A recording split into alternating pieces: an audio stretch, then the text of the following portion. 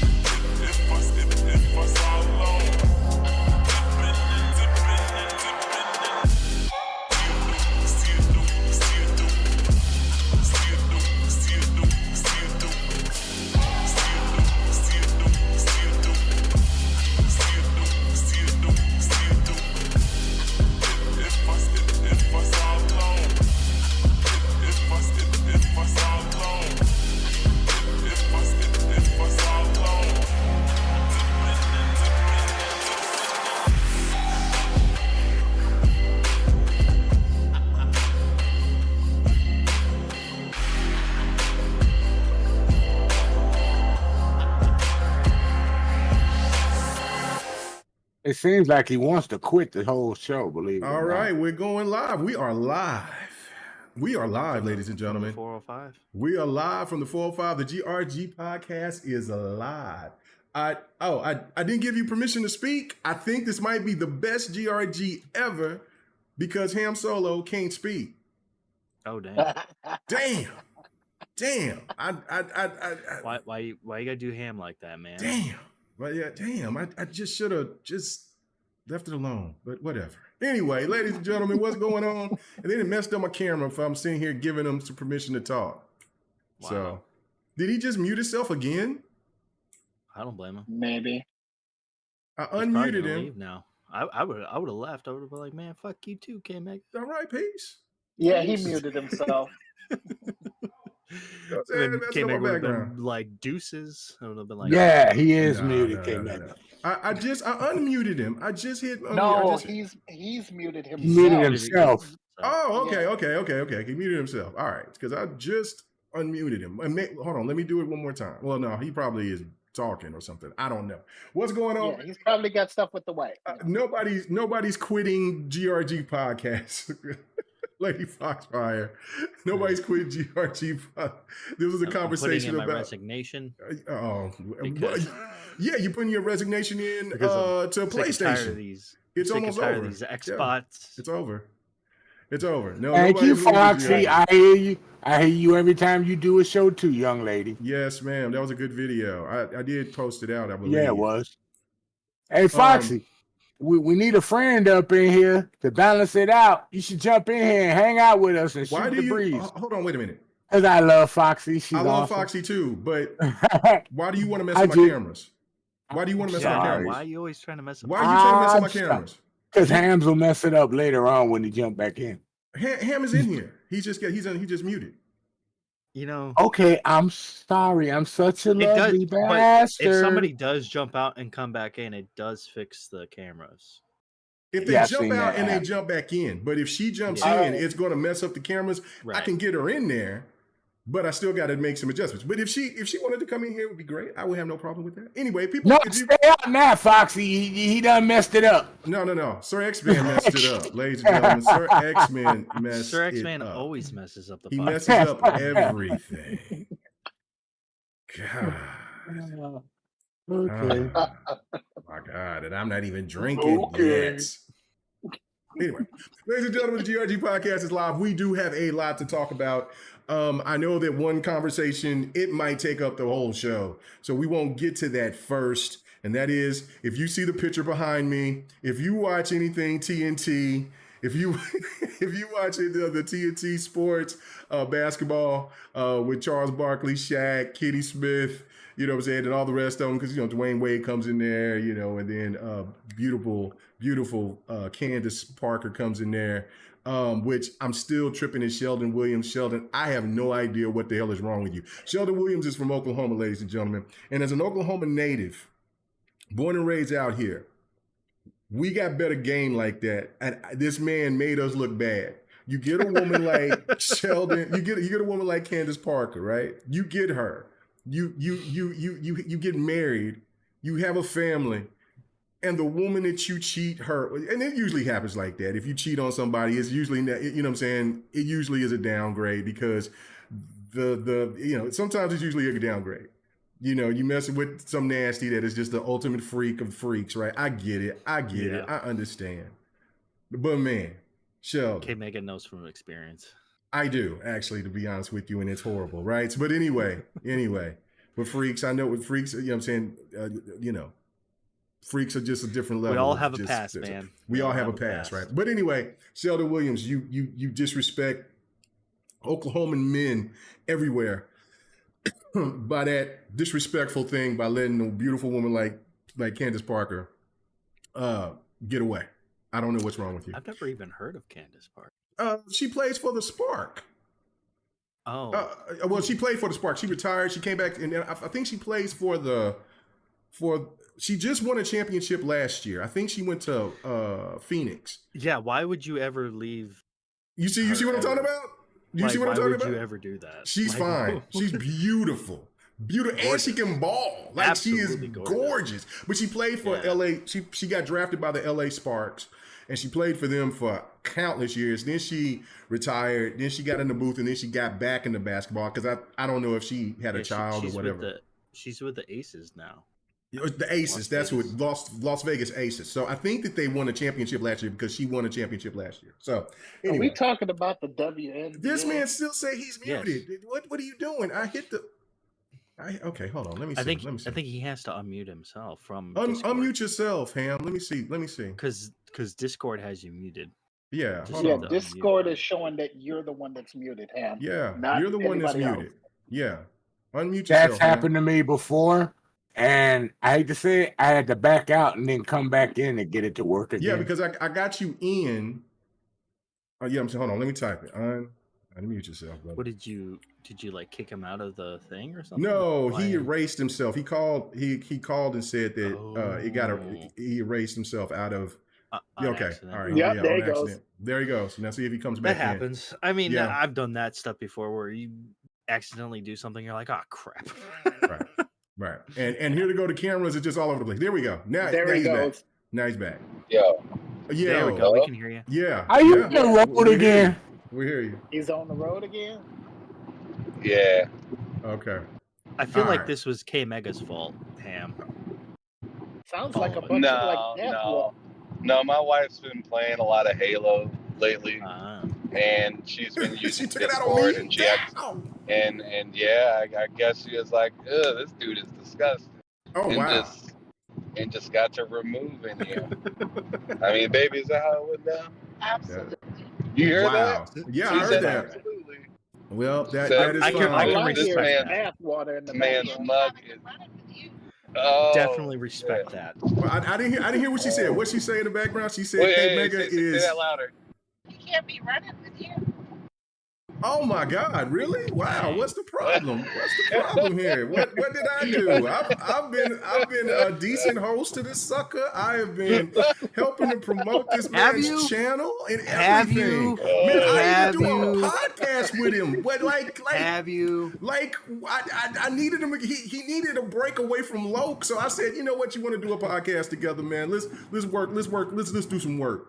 You know what I'm saying? And this is what I get. Damn. Thank you, miss. I appreciate it. You know what I'm saying? That's all right. Anyway. Anyway, love is not real. It's fake love. Savage. Fake savage. love. Anyway, let's get introductions because, like we said, we got a lot of stuff to talk about. Instead of me over here dissing Sheldon Williams, yeah, let's get this stuff out the way. But Ham Solo, good to have you back on. What's going on with you, man? Let everybody know where they can find you at, of course. And man, let us know what you've been playing. You know what I'm saying? What's going on? Uh-oh. When I asked him what he was playing, he had no answer. There's jokes in there, but I'm gonna leave it alone. What'd you say? Starfield.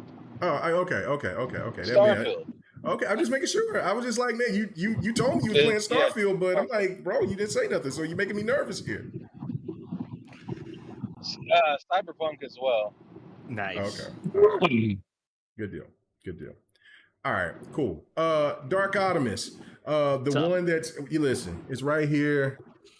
The contract is right here, ladies and gentlemen. Why does the contract always look like it's thicker than it just keeps getting thicker and because thicker? by each month we got to add up more stipulations. you gotta add more addendums and all that. Yes, sir. I understand. Yes, sir. Yeah. But anyway, what's going on with you, Ham? Well, I mean, I'll say not Ham. Dark Optimus. What you been playing, brother? Not much, man. I've been busy working and stuff. So, but before that, I was playing a little bit of Liza P, and then I was playing Baldur's Gate 3. There's just so many games, man, right now that it's hard to dabble into everything. But it's awesome though. You know, it's like it's like, is there too many games, or is it just like I'd rather have that though, you know, like I'd rather have too many games than no games at all, you know. So I think I'm just hoping I can get to some of these other games that I've been wanting to play. Yeah, no, I agree. I agree 100%. We're moving on next to this man. He looks like he's somewhat comatose. We'll see by the end of the show if he's finally gone to the upper room, to the pearly gates. Sir X-Man, what's going on, man? What do you want? Listen, now his old grumpy ass is never going to leave us. But anyway, what's going on with this, man? What you been playing, man? What you playing right now? What are you playing right now? Starfield on PC, getting my 103 points every day for my rewards. You playing Starfield on PC? You fraud! A person like me. Wait. I play it on PC or console. I play it on both, dude. Yeah, you get 103 points every day for rewards. No, you actually get more than that, sir. Really? Yes. No. When I launch in the console, then I get those rewards too, dude. Okay, so let me explain. You got to go use the app, and then I always use the app. Hold on, let me finish. You'll actually get 85 from using the Xbox app. 50 of those come from the PC.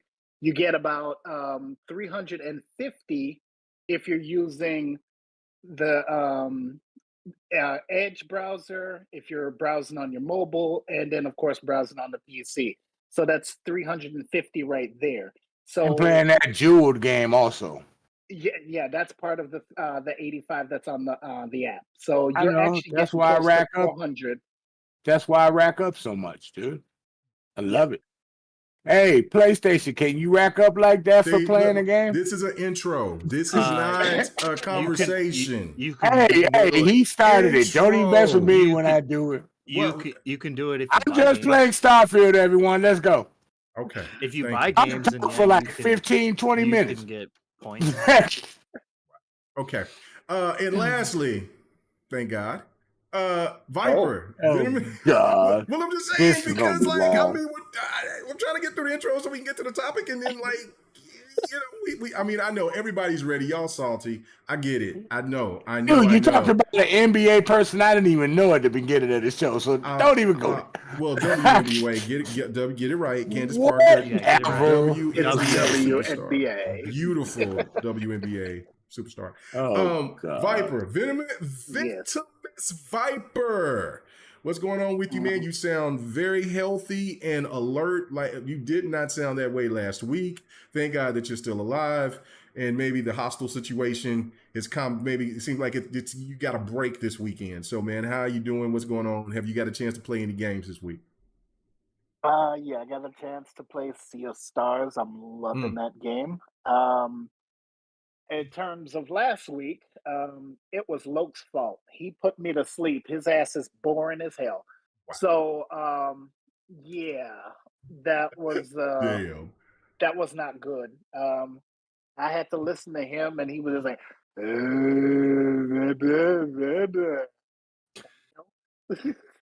not do that again. Wow. All right. Well, that's glad you playing Sea of Stars. As for myself, I have been playing Starfield on a platform, and I shall not mention it. And I've been enjoying the hell out of it. And I played a little bit of Dragon Quest, The Adventures of Dai. And so you've been playing on PC. What are you talking about? What did you say? What sacrilege did you say? Tekken 8 on PC? Huh? No. And I've dabbled in on PC now. I don't even know why he has. Stop that. I have been playing on PC quite a bit here lately. But regardless of that, shut your mouth. Anyway, play anywhere, ladies and gentlemen. That is my thing. Play anywhere. Thank you, Xbox. All right, let's get to the very first topic right here, and I'm going to throw y'all through a loop because. At first, I know I put the Kamaya thing in there. We'll get to his sorry ass later. I want to talk about this before we start talking about Jim Ryan. And this is something when I just got home. I got home really late, right? So I seen this, and from my main man Stick Figures, he posted something, and I don't know if he got it from somebody else or whatever, but I want to talk about the review situation. And I know that we've talked about it before, but I mean, at this point, it is clearly evident. It is clearly evident. So I want you guys to listen to this. I want people that's listening to us right now. I want you to listen to this. There's two different takes on here. They're not very long. One is from the Beyond, which I believe that's the PlayStation podcast for. Yes. Yeah, I think that these guys are taking over for Colin Moriarty. And then I want you to listen to what Ryan McCaffrey said. So let's start it off right Lord. here. No, man. Like this is wild. This is wild. And I can't wait to hear your thoughts on it and the people in the chat as well. Okay, here we go. All right. I'm in love with this, and I'm going to predict it right now. We here at IGN, I say we, but it's going to be one person that's reviewing this game. I say we here, we're going to give this an IGN 9, and if we don't give it a 9 or higher, then Let me get closer. Okay, here you go. So you can see every last one of them. I'm in love with this, and I'm going to predict it right now. We here at IGN, I say but it's going to be one person that's reviewing this game. I say we here, we're going to give this an IGN 9, and if we don't give it a 9 or higher, then I have an open invitation for the person that is reviewing this game to come on Beyond and let us share words with one another and talk about whatever you're going to give. Akeem, hold on. They're going to do that no matter what, Akeem. That's regardless of the score they give it, they're going to come on the show and talk about this. It's the biggest PlayStation game of the year. They're welcome to come talk about that. But also, it's a weird bet. I'm giving them an open invitation. I can't. Can I give them that? I'm just letting. No, but it's like you're betting that the sun's going to come out tomorrow morning. it's I'm in love with. So just listen to that, ladies and gentlemen. I hope y'all heard all that. I'm hearing it. Okay. Have you heard it all yet? Let me know. I heard it. Okay. All right. I heard it. Now I'm going to our Xbox it has to guy. just be an incredible. That's Starfield cannot miss. It has to just be an incredible game. Not a great game, not a good game. Like it cannot be an 8 out of 10 video game. Starfield needs to be a 9 out of 10, 10 or 10 out of 10 if we're so lucky caliber game. Why is he still muted? Starfield cannot miss. It has. What's up? He's not. There you go. Man, are you not listening to what Jim? Shut up, Sarx, man. So I can sit there. You were just talking right in the middle of what Ryan McCaffrey was saying. Let me start this up. No, he was done already, dude. No, he wasn't. I'm showing Ryan McCaffrey. Can I do that, please, sir? Please. Okay. Thank you. Thank you. That's Oh my Starfield. God, no respect. Cannot miss. It has to just be an incredible game. Not a great game, not a good game. Like it cannot be an 8 out of 10 video game. Starfield needs to be a 9 out of 10, 10 or 10 out of 10 if we're so lucky caliber game. That's Starfield cannot. Okay, that was it. That was only like a 20 seconds. Now, I don't know, man. Viper, help me out, because I'm trying to be objective here, but listening to both clips, it is evident to me. It is beyond evident to me that the review process is busted. It is trash. It has been bad for a while, but it is absolutely gross. It's non-existent at this point. What is your thoughts after listening to what Ryan McCaffrey said, and also what the people from PlayStation Beyond said before that? So now you're gonna look at my my picture. I feel like they should be disqualified from giving any reviews based on the fact that they are stating that Spider-Man needs to be a 9 out of 10, or and they basically said if it's not a 9 out of 10, we're gonna have words with you, threatening the person that's going to review it that you need to give it a high score. On the other side, with Ryan McCaffrey saying Microsoft has to get this high score. They have to, or else they're going to just fall out of the gaming space, or they're not going to get Game of the Year. Stuff like that, they have no journalistic integrity. And no one, I mean, no one should even click on IGN. No one should even sub to IGN. They should be disqualified from giving reviews on Metacritic and OpenCritic. They should be disqualified, period. Because you see the inherent bias that's right there on display. It's clear for everyone to see. Same as with other outlets like Metro UK. There's so many different places that they have a specific bias. If you're a journalist, you need to be unbiased. Yeah, you may have your preference of your console and the company that you may like. Like some people like Kojima, like Loke. So many people like, I don't know, Platinum Games.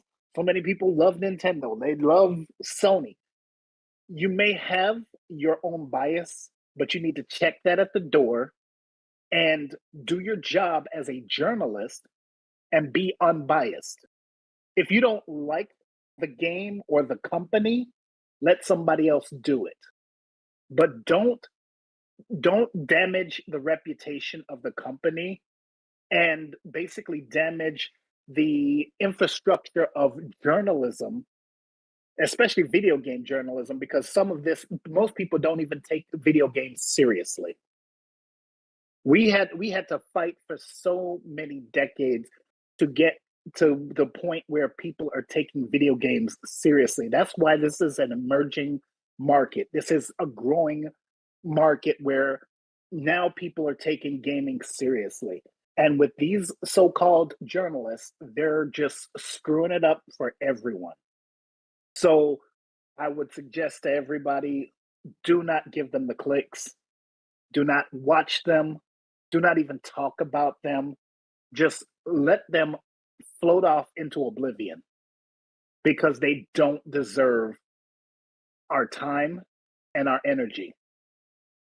And as a matter of fact, I think Microsoft, Nintendo, they should cut them off from any type of review codes, because they don't deserve them. Since they're going to be so biased towards one company and screw everyone else over, no, they need to just basically say, screw it. We're not going to give you any review codes. We don't want to have you have the let's play or first play with IGN stuff. No, don't do it. let them know that they've got to work to get those codes. Let them know they have to do their job as journalists in order for them to get these special perks. Start giving these codes to people that are on YouTube that are actually unbiased.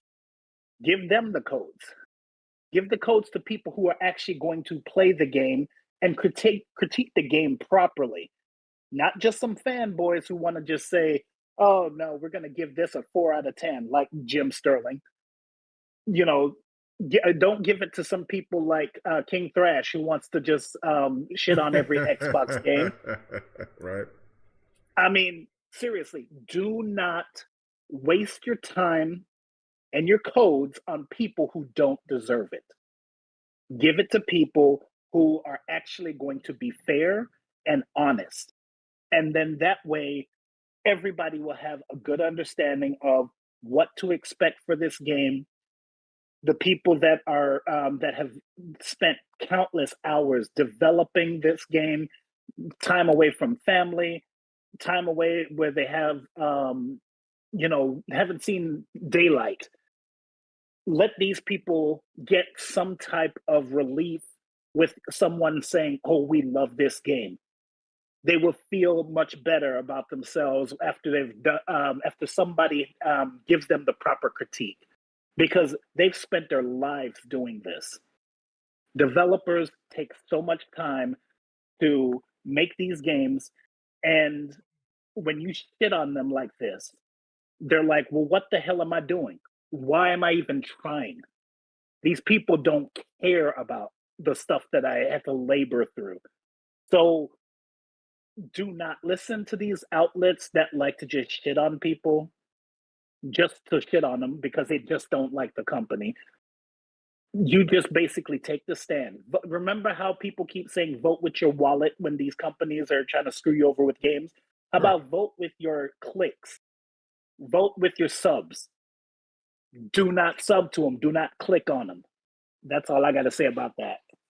Okay. All right. There was a lot of well-placed points, man. I'm not even going to argue with you. Sir X-Man, your thoughts about this, man? I mean, I know that you read it before you interrupted the second one, but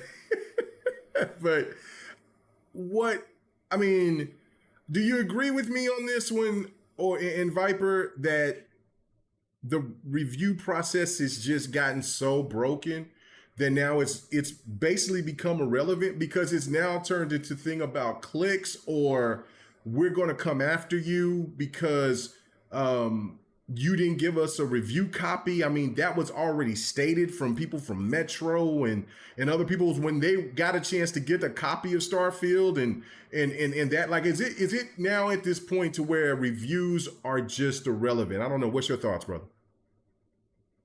Well, you kind of reap what you sow from your past when it comes back up to bite you. A lot of people don't have short-term memories when you keep hitting them, pounding on them for years and years and years. And now that people are pounding back at you, you don't like it. You feel like your nerves have gotten in a fray because everybody's like all up on you for your review that was bogus. Not true. From your own personal opinion, from your insight on who you don't like. Media is supposed to be non-biased. It's supposed to be equal across the board for all consoles. If you at first you was praising that game. Now you got your boy trying to look out from you, from the other side of the opinion table. And you need somebody to save you from your face that you put out there because you've been hit so hard from everybody. And now you can't handle it. If you put it out there, accept it like a man. Don't cry about what you rated the game, and go by with what you said. If you went by what you said, you wouldn't be so, butthurt about it. But obviously you made a biased decision. So now you got somebody from a little bit on the Xbox side coming to give an opinion to you, to help you out, to make you out there feel better about yourself. Like, well, I'm not alone. I got somebody that got my back. and he's an Xbox guy. Nah, it don't work like that. Your backlash is deserved. And all these other people, backlash is deserved. So all you did was spot people to make it more rough for Starfield to get the kudos that it deserved. And any other previous Xbox game. So you brought it upon yourself. And it's just you're just fake news right now. Sorry. You're fake news. You need to get that for your sound thing. You are fake news. Oh yeah. You know I got it. I have to go look. I got to pull it up, but I got it. I got it. I just haven't used my soundboard in a while. I'm been wanting to make sure that I have everything dialed in. The soundboard will return soon. I was sampling it big one right there. I was sampling on Next Podcast the last week, so it's there. I'm just waiting. So because I was like, I told you guys I got a lot of apps going on all around me. Like every monitor got something going on. So I just wanted to make sure everything's going good, and then I'll implement more stuff. So don't worry about that. As to IGN, there's a phrase out there: "You are who we thought you were," and your true colors have shown out with one of the biggest games from a competitor that you don't like, and it trickled down. And like I said, it's biting you in the butt. You crying, why everybody coming at me? Why everybody? Because you were wrong. And there's no one that can save you for this. You know, you need to do like you did with a certain game in 2018. God of War, you gave it an 8.9, and they jumped on you guys over there. All of a sudden, you gave it a 9.2. So, because of the pressure from your corporate overlord. Forgot about that. Oh, I never forgot about that one, dude. You're right. They did. Nope. They did that to another game too at the beginning of the PlayStation 4 generation, around in the middle.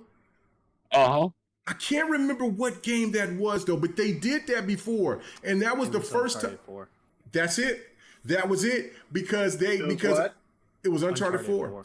I never see that's what I thought it was. Yeah, because that was a topic that we talked about. Like I wasn't on I didn't have GRG at that time, but we talked about it on the next podcast. We talked about it on BGST. We talked about it on the multiplayer. And I'm just like, yo, what? We've never seen anything like that before. Why is it that a certain fan base can go ahead and get mad and make people that reviewed and thought the game was on this level,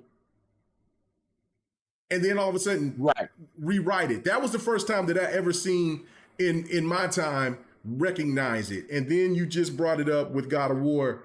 Hot damn, boy, that's crazy. Because of this game, because of this game's popularity, it is actually showing that you were wrong about this game. And he wanted this game. I'm honestly, I think he wanted this game to just take the 7 and die away. But it didn't work. It backfired. It actually made more people curious. Well, if this many people are playing this game, and all the other IGNs around the world are giving this game high praise, as an American, I need to find out what's going on with this game. So all you did was cause the game to grow more and grow more and grow more. It wasn't just him, though. But I know it wasn't just I know it wasn't just him, but I'm just giving an example because IGN in America is supposed to be the biggest gaming publication out there in the United States. So I think IGN is biggest in the world. I think IGN is the biggest worldwide. Yeah. But they got their other territories giving this game great praise. They did. It's only the one in the US they did. So he's feeling the backlash for giving it a 7 when all the other IGNs in the world gave them a 9 or perfect 10s. So they're probably asking, what is wrong with you? And a lot of people probably did the research and find out where you really stand in the USA. So Like I said, you are fake news. So it's gonna be what it's gonna be. Wow, that's I crazy. like the way he does it. You need to record him for that. That's pretty good. I know. I don't sound like Trump. Don't start. Oh, you sound just like him, sucker. You sound just like him. Anyway. No politics. Yeah, no. We got enough politics in the gaming specs right now. We do actually, we do. But anyway, okay, yeah, you're right. Starfield was reviewed as a 7 out of 10. I'm trying to think who gave it the 6 out of 10. That was some. Was that Metro? No, Metro was 5 actually. Okay. I think. Okay. And then there was some outlet, I forgot the name of it because I don't think I've ever heard of it, but something about we play games, something, I don't know what it was called, but they gave it a 6 and I was just like, who the hell is this? Okay. Yeah. Okay. Metro gave it a 6. Okay. Metro is the one that gave it a 6. The thing to me is that, and now, before I go to Ham, I mean, not Ham, but I go to Dark on this one. I'll let Ham go last. Is that you have to remember Starfield now has a review, their review scores is less than Fallout 77. They have a lower score than Fallout 77. And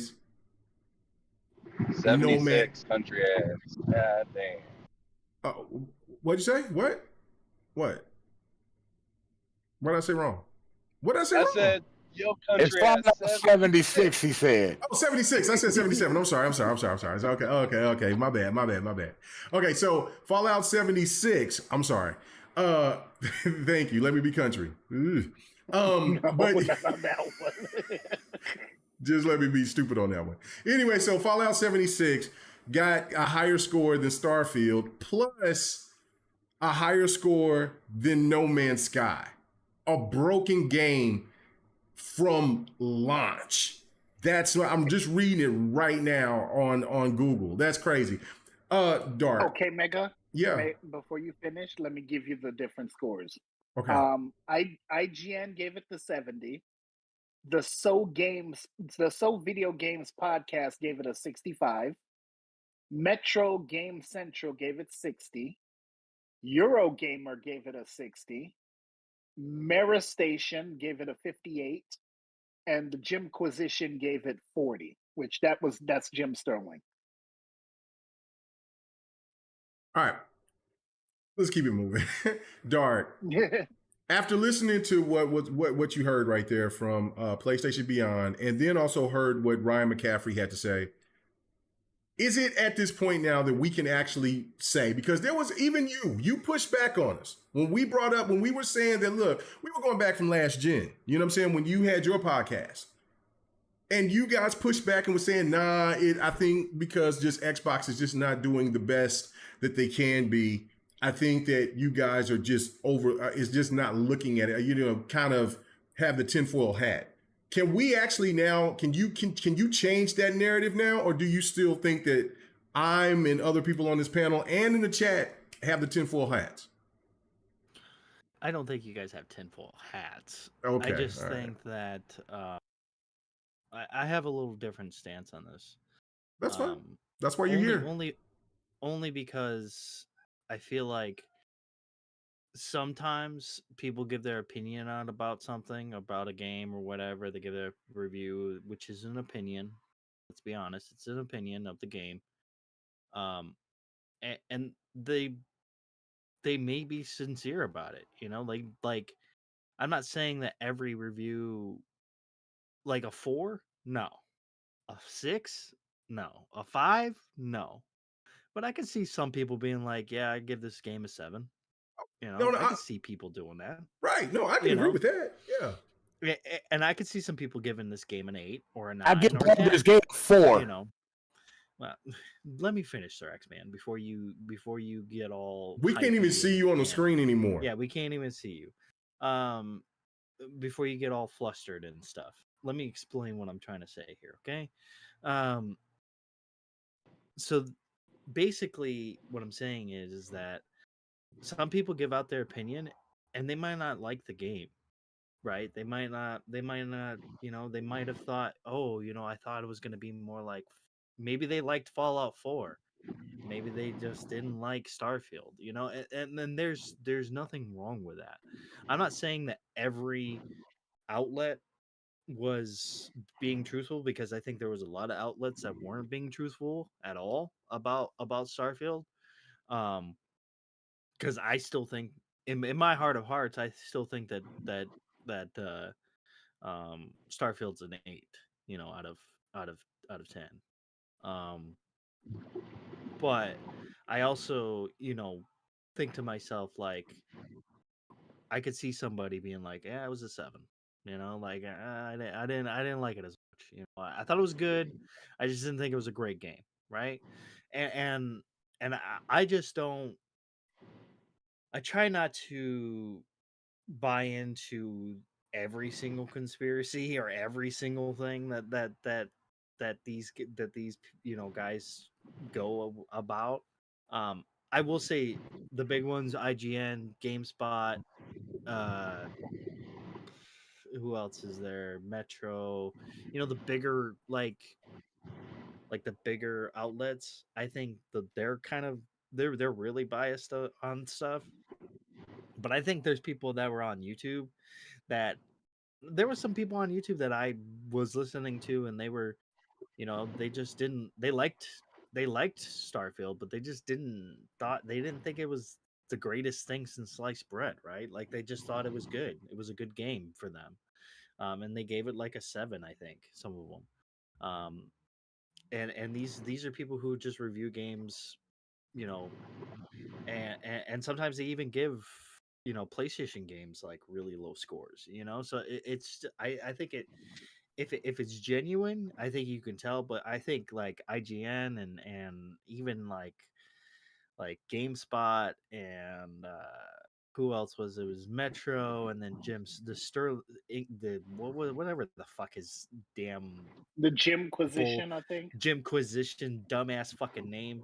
Like, this is such a stupid ass, like like, how much can you stroke your ego naming your company off of your own goddamn name, you know? Right. Like, it's so stupid. Right.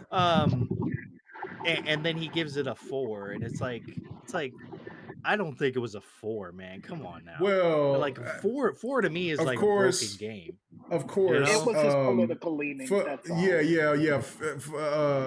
Abacab 72 said it was because of his political leanings, and I'm over here trying to find what within the game with its political leanings did you find a problem with this. It wasn't anything with the game. It was more of him about a situation with Bethesda. Ham, we're hearing all that background from you driving, brother. You can go ahead. Can you mute yourself, please? Thank you, sir. Go ahead. What'd you say? No, it was more of Bethesda having an issue with a trans employee that wanted to take off some time to go get their surgery. And they're like, no, you've got to work on these games. You can't just take off time to go have your surgery. If you want to take off time to have your surgery, right. So either leave now, we'll give you some money so we can pay for your surgery, or you know, you quit. Yeah, he was pissed about that. He was because it sounds like what Abacab was saying is, like, in the review he was talking about Bethesda ZeniMax being anti-trans. No, I'm all like, what does that have to do with the fucking game? I have not got anything about anti-trans, because there was plenty of people like, okay, so no, it wasn't he wasn't talking about the game. He was talking about Bethesda doing that, being anti-trans, not the game. And again, that's being busted, because at that point, that is being busted. That's busted, because you're using your political or whatever views. However you feel about that kind of stuff. Yeah, don't bring it into the game. Don't bring it into the game. With the game. Nothing. It has nothing to do with the game. Nothing. But that was his whole review. Didn't deserve. That's his whole review. It's all about Bethesda being anti-trans. That's the whole thing. If you actually saw the video that Frit did on him, Fratanga Plays did a video, and he went over the whole thing of why Jim Sterling was so butthurt over Bethesda, and he knew that he was going to give Starfield a low score based on that video that he saw that Jim Sterling did. You can't do that, man. Come on. But obviously he did. He should be disqualified. See, that kind of stuff should be disqualified, like you said, Viper. These freaking people should not even be reviewing games. They should not even be in the gaming industry. No. If they're gonna act like that. That is childish behavior to me. Dark, let me ask you this, right? Okay, because BioShock.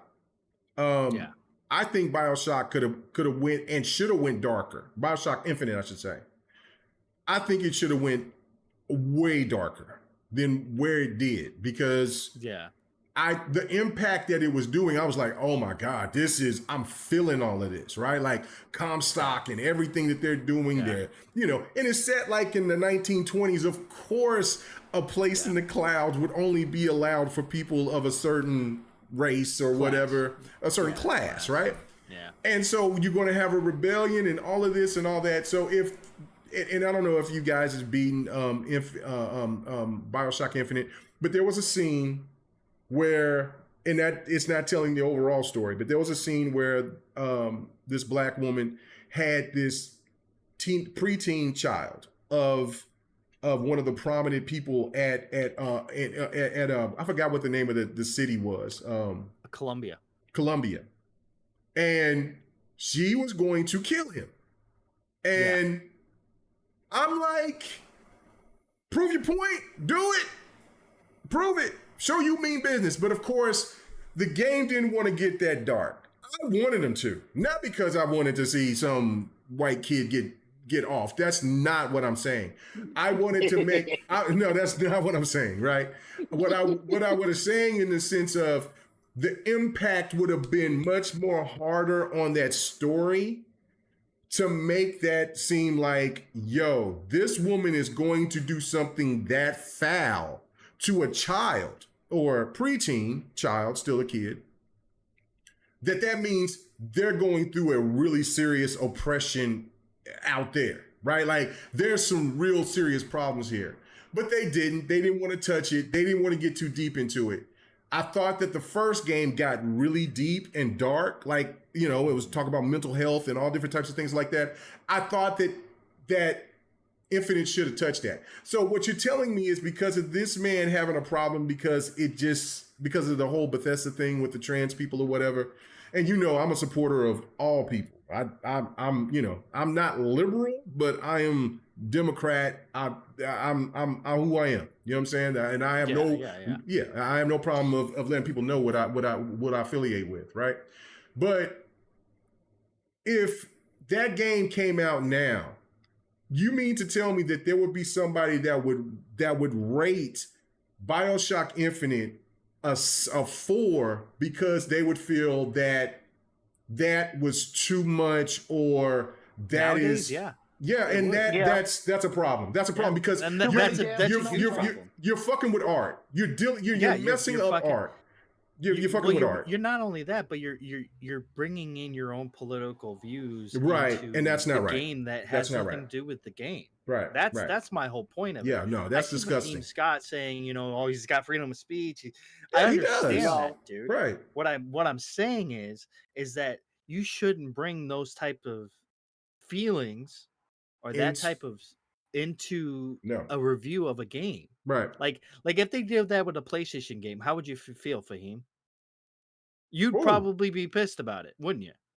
Talk about it. So, I mean, wait a minute. Didn't they actually bring that into God of War about how Angrboda shouldn't have been black? And yeah. Well, no. Yeah. They did. There was people that was mad about it. I saw that. There was people that. Yeah, and there shouldn't have been this love scene between the two kids, and they wanted to see the two kids get it. I'm like, what are you thinking? It's like they were bringing in so many different things about child sex and all of that stuff, and it's like, what?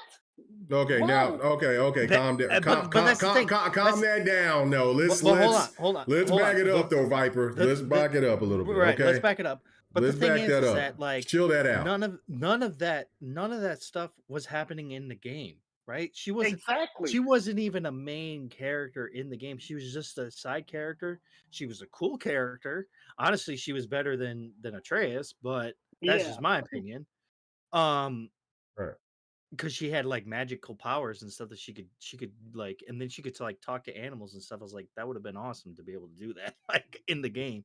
But like, it made sense because she was part of the giants, right? She wasn't part of she wasn't a god, right? She was just part of the giants, which you know, it's so crazy to me that people, you know,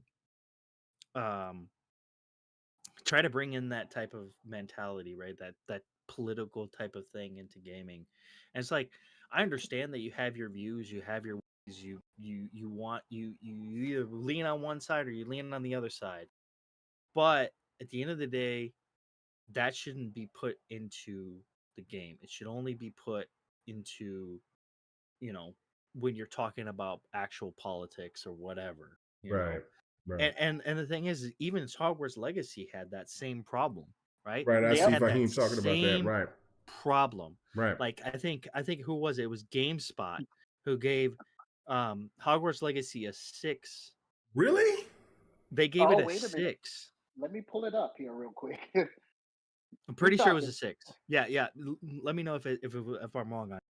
But I'm pretty sure it was a 6. Jim Sterling also gave it a bad score too. Exactly. So let's not don't forget about that. All because J.K. Rowling, who had pretty much almost nothing to do with the game except for giving the license to Warner Brothers. Avalanche. Oh, was it? I thought it was a Warner Brothers game.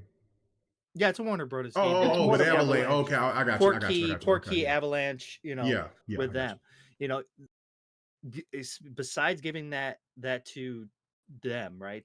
She all she did was just give them the rights to be able to make the game, right? That's basically all she did. She had no control over the story. She had no control over any of the other stuff. It was just set in that world, and all of a sudden, people just made a big deal out of it because of her views, when it shouldn't have even been like that. I got it now. Here are the different scores. So at a 50 was Digital Trends. GameSpot gave it a 60. The Telegraph gave it a 60. Game Revolution 60. Guardian 60. New Game Network 68. DualShockers 70. So now that's when it's going up. But these were just some of the PlayStation scores. I didn't even go to the PC portion to tell you all of those. So I mean, I understand that people are. I get it, Fahim. He's doing his job. They're doing their job. I understand They're that. not doing their job. But when you put your political views into that's something, not doing your job. That's bullshit. That's not doing your job. That's not doing your job. You're just putting your own spin on something. And I would hope that you would not say anything silly like that ever again in the chat. You're not doing your job when you're using your exactly. When you put this, that's just like for me, if I see something that I can't stand, right? And it's in a game. And if I had to review it and give my thoughts about it, I'm not going to use my stance behind whatever that direction of that story was going to, where I felt like it was right, wrong, or indifferent. I'm going by what the game, visuals, sound, the way that the game plays, story, narrative, that. And then after that, then how I feel about it when I'm playing it. And if I hated the game, let's just say, for instance, like I thought the story was trash, but I thought that the gameplay was perfect. That game is getting a 7 or higher just because of the fact that if I'm going to continue to keep playing this game and keep being interested and having fun with it, then it's doing its job as a game. Exactly. That's how it's supposed to be. It's not, when you put political shit behind something, that's when it's a problem, and you're taking away first amended rights. When I understand these games are worldwide and things like that, but as me being American, I want people to make whatever game that they feel like they want to. Even if I can't stand it or if I love it, make the game that you vision and let me see if that game is going to be for me or not. That and I want reviews to be proper, not to be like this. My last thing is, the crazy thing is about Hogwarts Legacy is that there's a trans person in the game. Right off the bat when you play it. Exactly. Yeah, no, that's crazy. That's nuts. Anyway, all right. Yeah. Ham Solo, your thoughts about this, man? Is now, since after the stuff that you heard, is it busted? Is the review process? Yeah, we can hear you, brother. Yeah. Is it completely busted? I say it is. I'm gonna stop you right there. Okay. I'm gonna stop you right there. It's completely broken. Okay. It's broken to the yeah, I agree. You cutting out.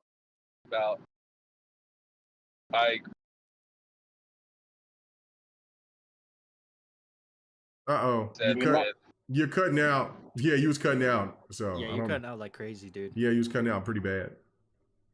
Still currently? No, not right now. You might be okay now. Oh boy. Man, I hate. Yeah, he's definitely cutting out. Yeah, you cutting out, brother. You cutting out. But I think I get the gist of what he was trying to say. Yeah. Well, keep going. Let's see how this works, and then if it doesn't, then it just doesn't. But keep going. Keep going and say what you're saying. It might not. Okay. Like it to where I'm going. Okay. Not sure. All right. Well, if you can't get to where you're going, that's fine. You know what I'm saying? You might have to put yourself on mute or sign out or whatever. You know what I'm saying? But, that's why I was waiting to last, because I knew that you was on the road and I was trying to see if you got to where you needed to be or close to it. Yeah, if I'm still cutting pretty hard, then it probably is. Damn, man. Say about it. Yeah, you cutting out. You still cutting out, brother. You still cutting out. So. Let's see. Am I still cutting out now? Okay, hold on. No, just keep talking and say what you was going to say, and then we'll see. Am I still cutting out now? No, not right now. Okay, good. It's probably because I was trying to use my headset and it wasn't working. Okay. The best, I guess. But if it's working now, good. Okay, it's working now. Yeah.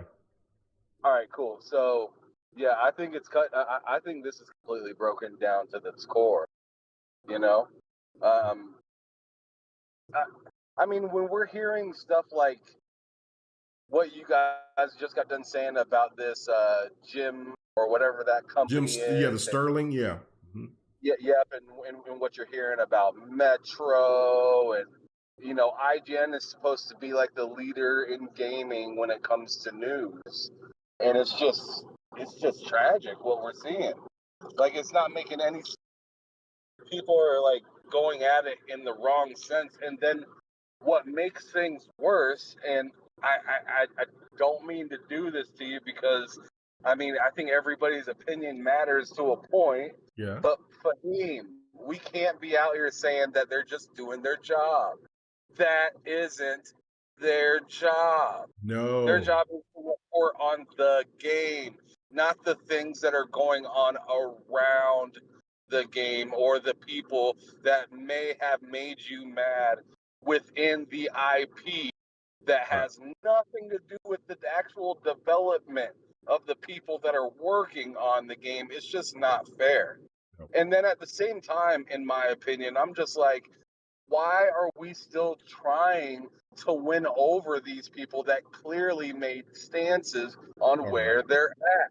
Like, we need to actually go out there and I actually heard this about PlayStation since, the Jim Ryan whole thing, which I'm sure we'll get into later. Yeah. But like I heard some rumor that they're thinking about going to grassroots. I think the whole industry needs to go back to grassroots and refigure out who is like monopolizing, who's pushing certain narratives that don't make any damn sense, who's actually trustworthy out here. I mean, in my opinion, IGN is as good as brought back G4. It's just doesn't work today. It doesn't. They got this name for themselves, and then they tied themselves in, a corner where they can literally put out things that don't inform anybody, get a ton of views. It doesn't make any sense. So we actually need to support people that are trying to make sense of games, that are actually putting effort behind putting reviews out. Things like these people need to be spotlighted so much more than an IGN. Like Xbox, stop teaming up with people like IGN. PlayStation, figure something out more grassroots about what you guys want to do and get your message out there better, because people don't know what's going on in the next year. Nintendo, I don't have anything to say about them. They're fine. I mean, but like, I mean, really, if you look at Nintendo, why are they fine? They are strict when it has to do with you using their games and stuff like that. Right. You think they're going to allow somebody like IGN to walk all over them? Right. No. Nintendo ain't having that. Nope. Nintendo will sue somebody in a heartbeat and take the clothes right off of you in the middle of the street. Take your clothes off. Right off your ankles. They said take clothes off. They ain't got no problem with doing anything like that. It's very NFL-ish of them. No, they'll send your ass to jail. That's how you need to be. I mean, that's just how to be if you care that much about the products that you are letting off. Xbox has kind of this thing where they like to, play buddy even with their enemies. And sure, that may work in some instances, but in this specific instance, it's doing nothing for you moving. You absolutely have to lay the hammer down, in my opinion. I mean, literally both of your other both of the other competition, if you're just talking about platforms within gaming like Nintendo and PlayStation, won't stand for any of that. They won't. So to think that Xbox will continue to do it, I think down the line, they're going to pick one of two routes. One route is they're just going to be they're going to flood you with so many good games that you just have to change your tune, and there ain't nothing you can do, and you're going to be revealed as being a fraud, or they just flat out stop giving them the energy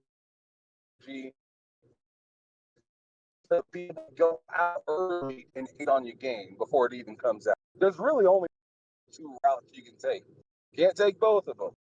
So I'm really looking forward to seeing how this kind of stuff plays out in the future, because in my opinion, it stinks.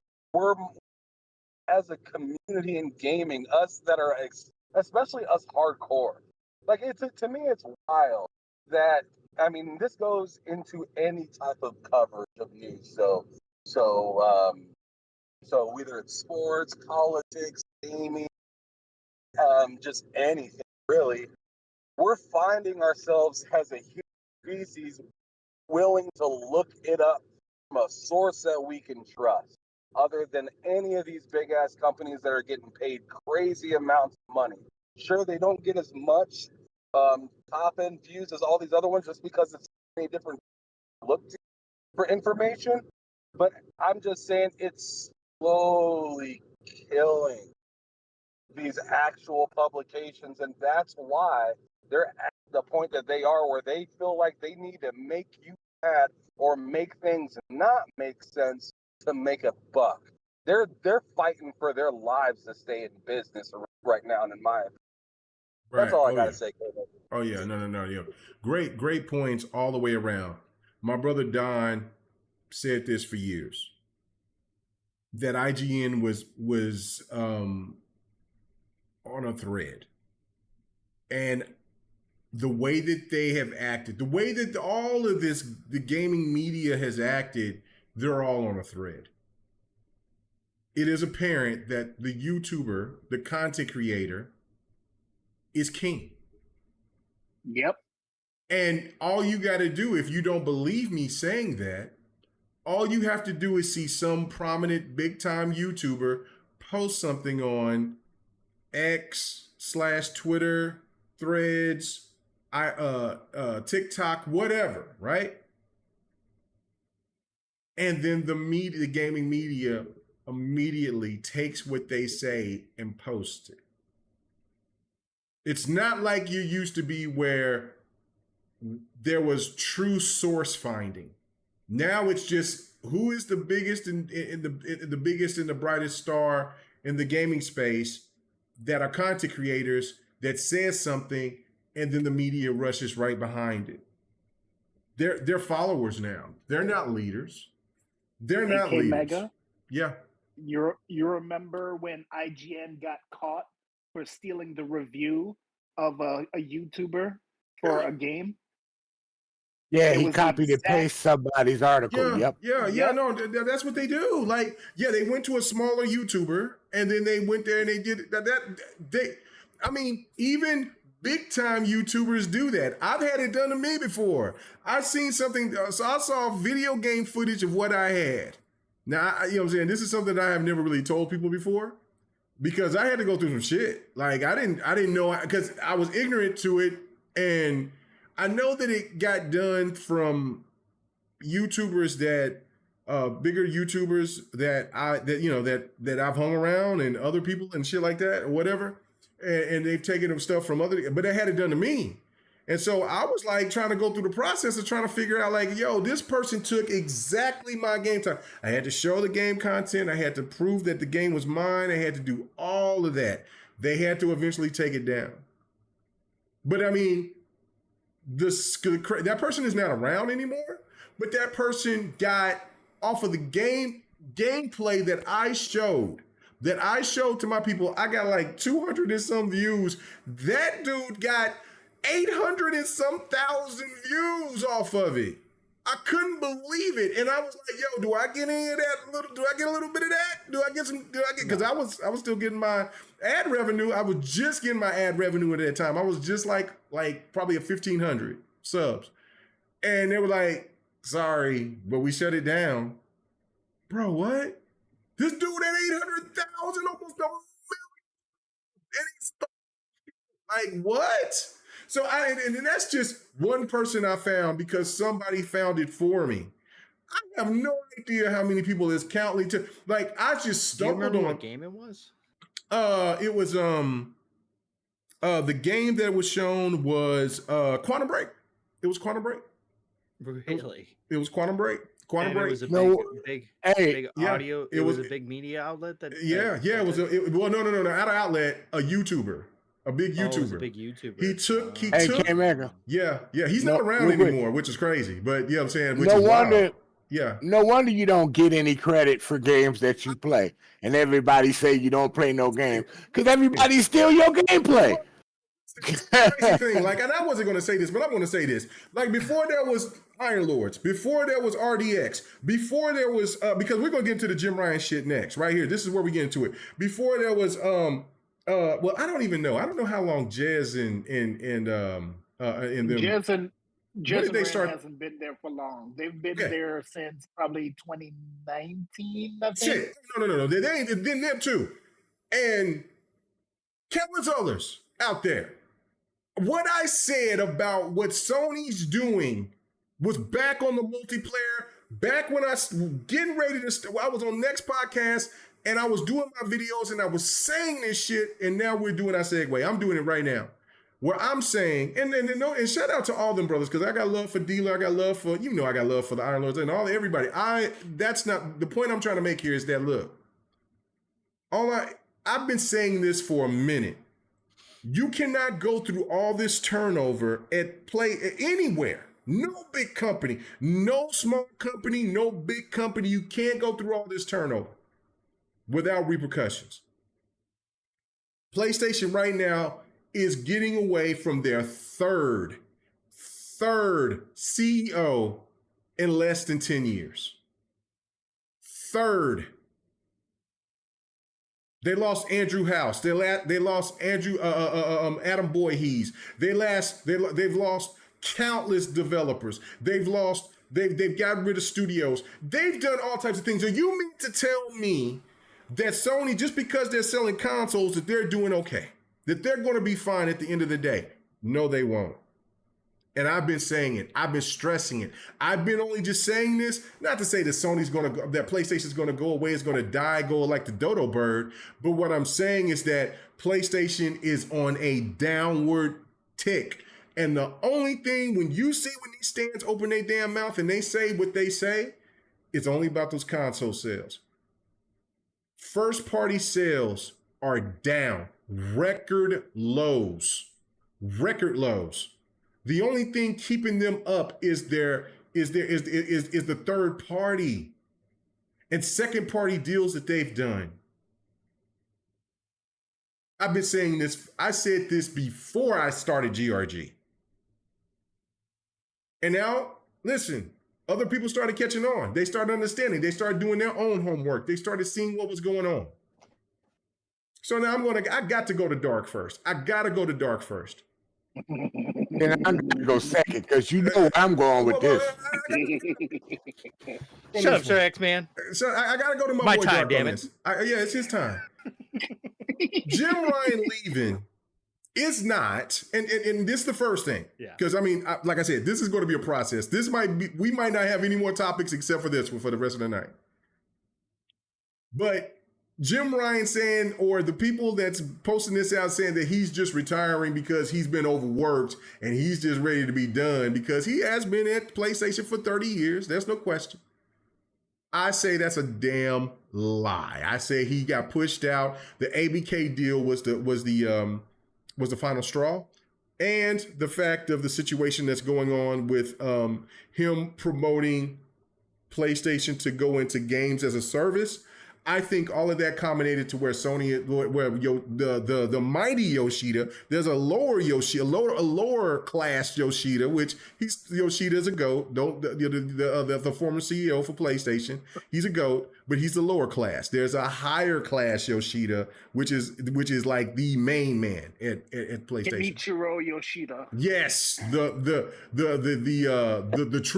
true God. Anyway, he said, "I'm not having this shit. Get out of here." Dark, am I wrong or am I right? There is no in between on this one. Do you think that I'm wrong on this one? You're only wrong on one point. Okay. Uh-oh. Let's hear it. Only one. And it's not even a big one either. Okay. It's just when you said it was a lie, I don't think it was a lie. Oh. I think they gave him an ultimatum. They said you can either retire, Let's go. or we fire you. Let's go. And he decided we'll retire. So it's not necessarily a lie. They just gave him an ultimatum, right? And that happens in business all the time. You know, that happens all the time. You know, they, especially if you've been with the company for so long, you've been grinding and fighting for the company for so long. They're gonna give you an option. You know, you either retire or we fire you. And he's going fishing. I mean, if he's right here. Retire, what would happen? He wouldn't get it. He wouldn't get his, he wouldn't get a lot of stuff that he's probably going to get if he retires, right? So he decided, hey, I'll just retire.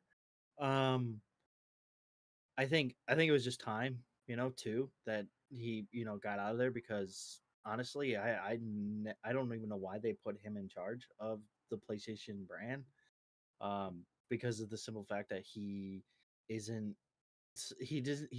never struck me as somebody who would actually bring the PlayStation brand to the next generation of gaming, right? Like, he just never struck me as that type of person. You really didn't think so? So it was just like, why are you putting this guy in? No, I didn't. Dude, as soon as I saw him, I could tell he wasn't somebody who was going to take the PlayStation brand to a whole nother realm, My brother Dark, he's ready to come to the X. Let's go. Let's get this. I don't think. Well, no. Well, you didn't hear me. I said. Okay. I think the same thing. With Spencer. Oh. Yeah, I don't think he's going to. I don't think he's going to completely.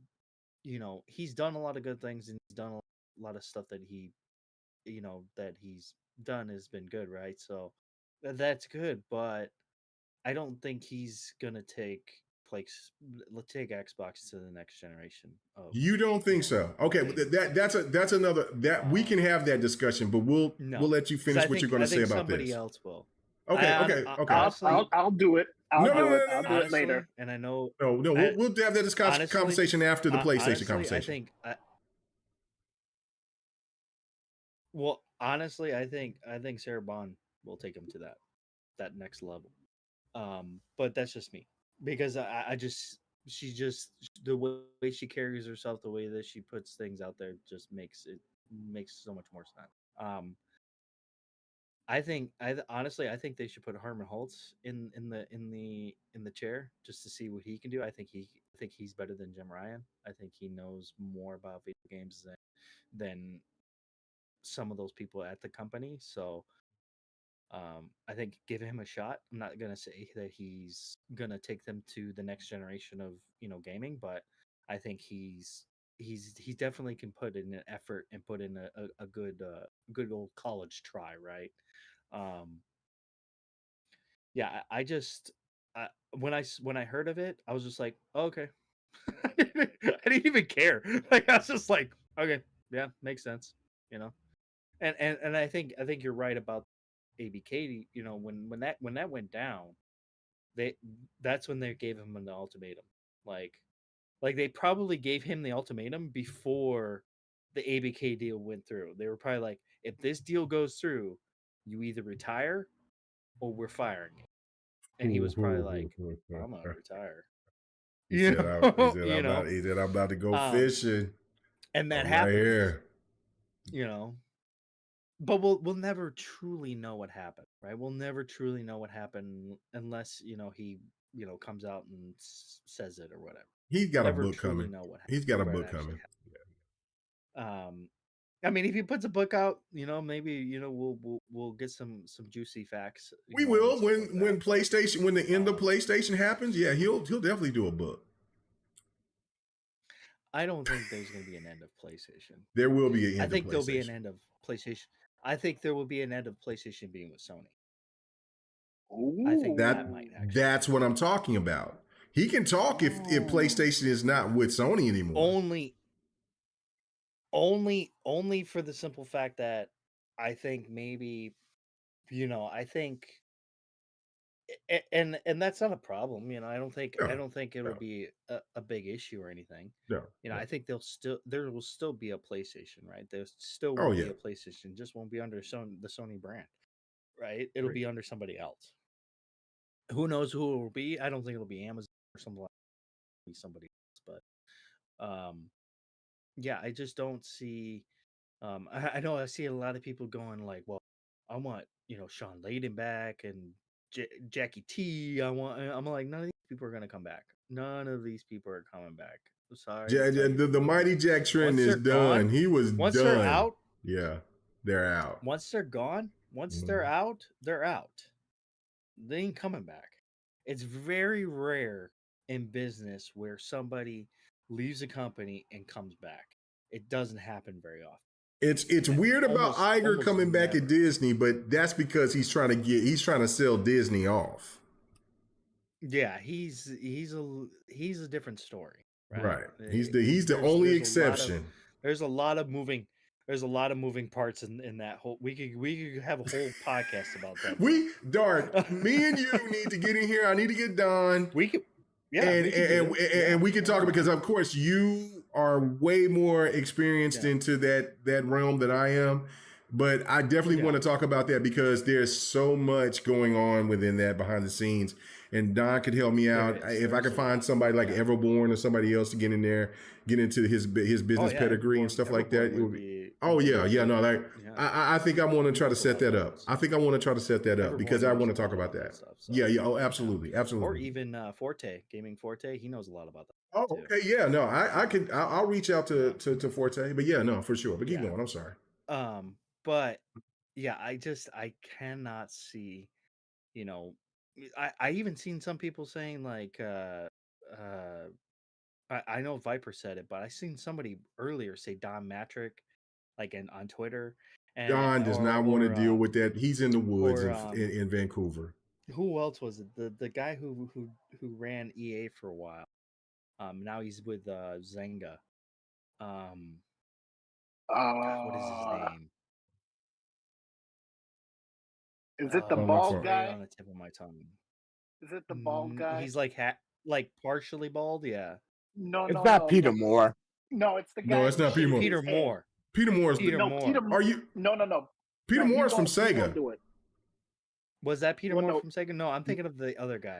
Yeah, no, it's not Peter Moore. Are you talking about the really but- tall guy, tall, slender guy that has a shaved head that was in charge of EA at one point?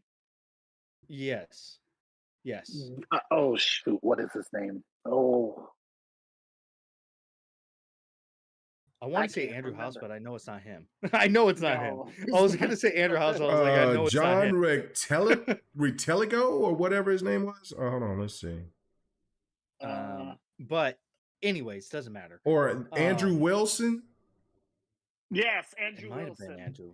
Okay, Andrew Wilson. Yes. Yeah, Okay. Yeah, it All was. right. Okay. All right. Yeah, it's like no, dude. I had to look that up. No.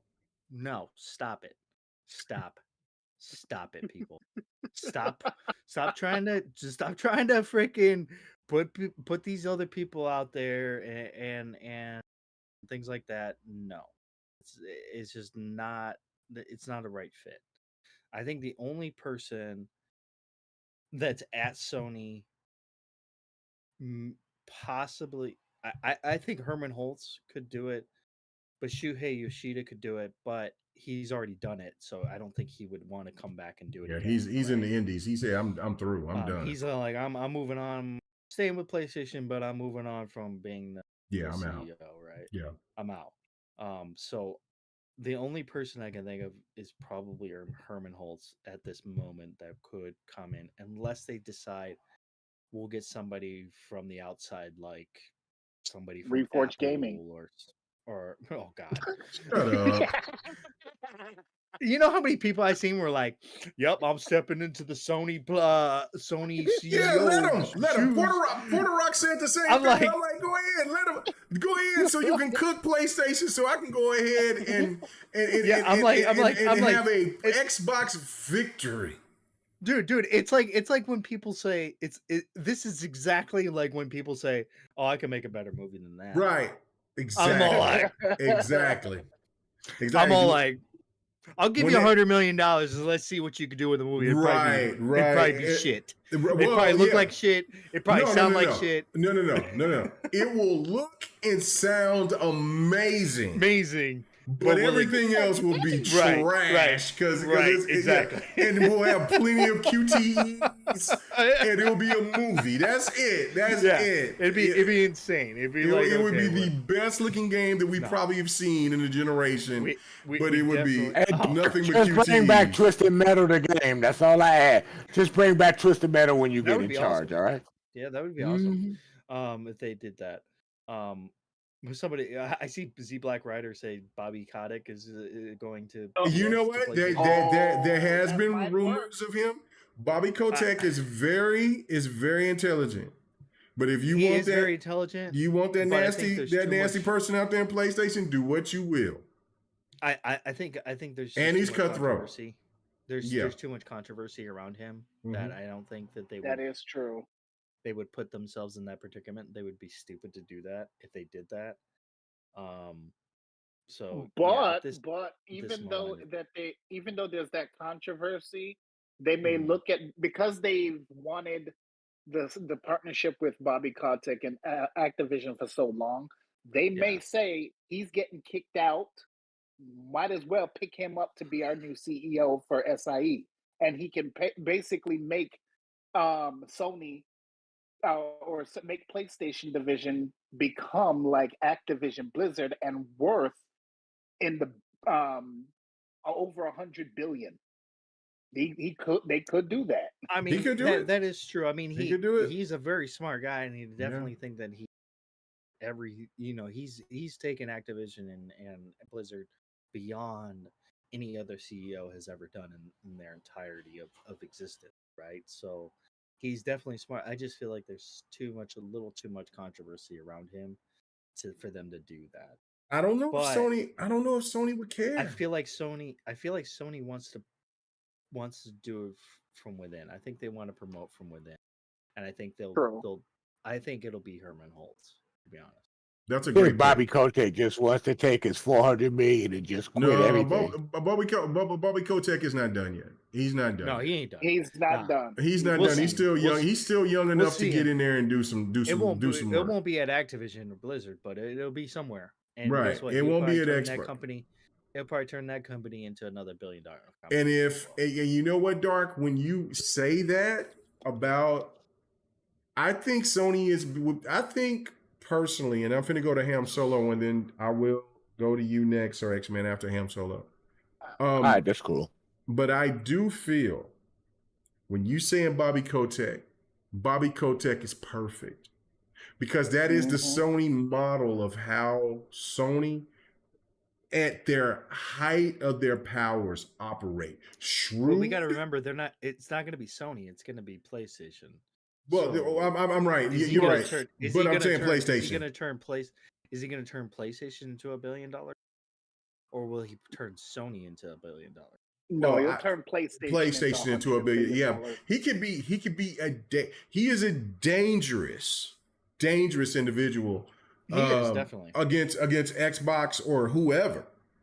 And I'm not saying that he wouldn't be great. He's shrewd. Yeah, he's shrewd. I'm just saying there might be a little too much controversy around him. He has controversy, but I think at this point right now, like, okay, you had Sean Layden. Kind of died down enough. Yeah. Sean Layden was not controversial. Yoshida wasn't controversial. Jack Tretton, he talked his little shit. Jackie T was definitely that was my man. That was my man right there. At that time when he was involved, Jack Tretton was I was a PlayStation dude. I was like, this dude right here. That's the guy I like. He cared about that. He cared about that shit. He was all about that. He was all about that life. Bobby Kotick would be definitely about that life, and I feel enough time has passed where people aren't really paying attention about his allegations, even though plenty of Xbox people will throw it out there, right? They will, yeah. That, and PlayStation itself has become more US centric, more Western centric. Yeah. Man, if the price is right, because Bobby Kotick is about that money. So he's like, what you gonna offer me? Because I'll get you right. You know what I'm saying? And think about him being in charge of Bungie again. That would be the sweetest revenge of all time. I was just about to tell you, but I was on mute. But I was on mute. I wanted to mention that real quick. Man, could you imagine Bungie's reaction? Can you imagine Bungie's reaction? PlayStation could get a monster. Bungie be like, we'll take what we can take out of this contract. We leaving. And there's somewhere else. That's exactly what's gonna happen. Yeah, Bobby Kotick could be that motherfucker, man. Let's respect his gangster, right? Like, because he's definitely let's respect his gangster. Division, dude. He is a monster. He's a monster, bro. Like, he's a monster. Yeah, he's there. Let me go to Ham Solo. But man, that was a great observation, Dark. Really great observation, and also scary for Xbox gamers, because you know what Bobby Kotick is going to make Xbox do? Come out and fight even more. Because Bobby's going to make, if they had Sony said Bobby Kotick is our new CEO, I think Phil and every rest was like, oh shit. Well, yeah, they would definitely be scared at that. Yeah, that would be because everything that Bobby Kotick stands for is what PlayStation wants. But that's why I think Phil Spencer's not the guy. I think Sarah Bond would be and see, this is why I think that you're wrong, but we'll talk about that after we get everybody's opinion about this PlayStation thing. I know Phil's is a monster. I try to tell people, like, before Phil leaves, before he signs out, Xbox is going to be at the mountaintop. He's going to make sure Xbox is going to be the market leader before he signs out. And I agree. It's either, I think, between at that point after the ABK deal is done, it's either between Mikey Barra or it's going to be between Sarah Bond. And either choice is perfect.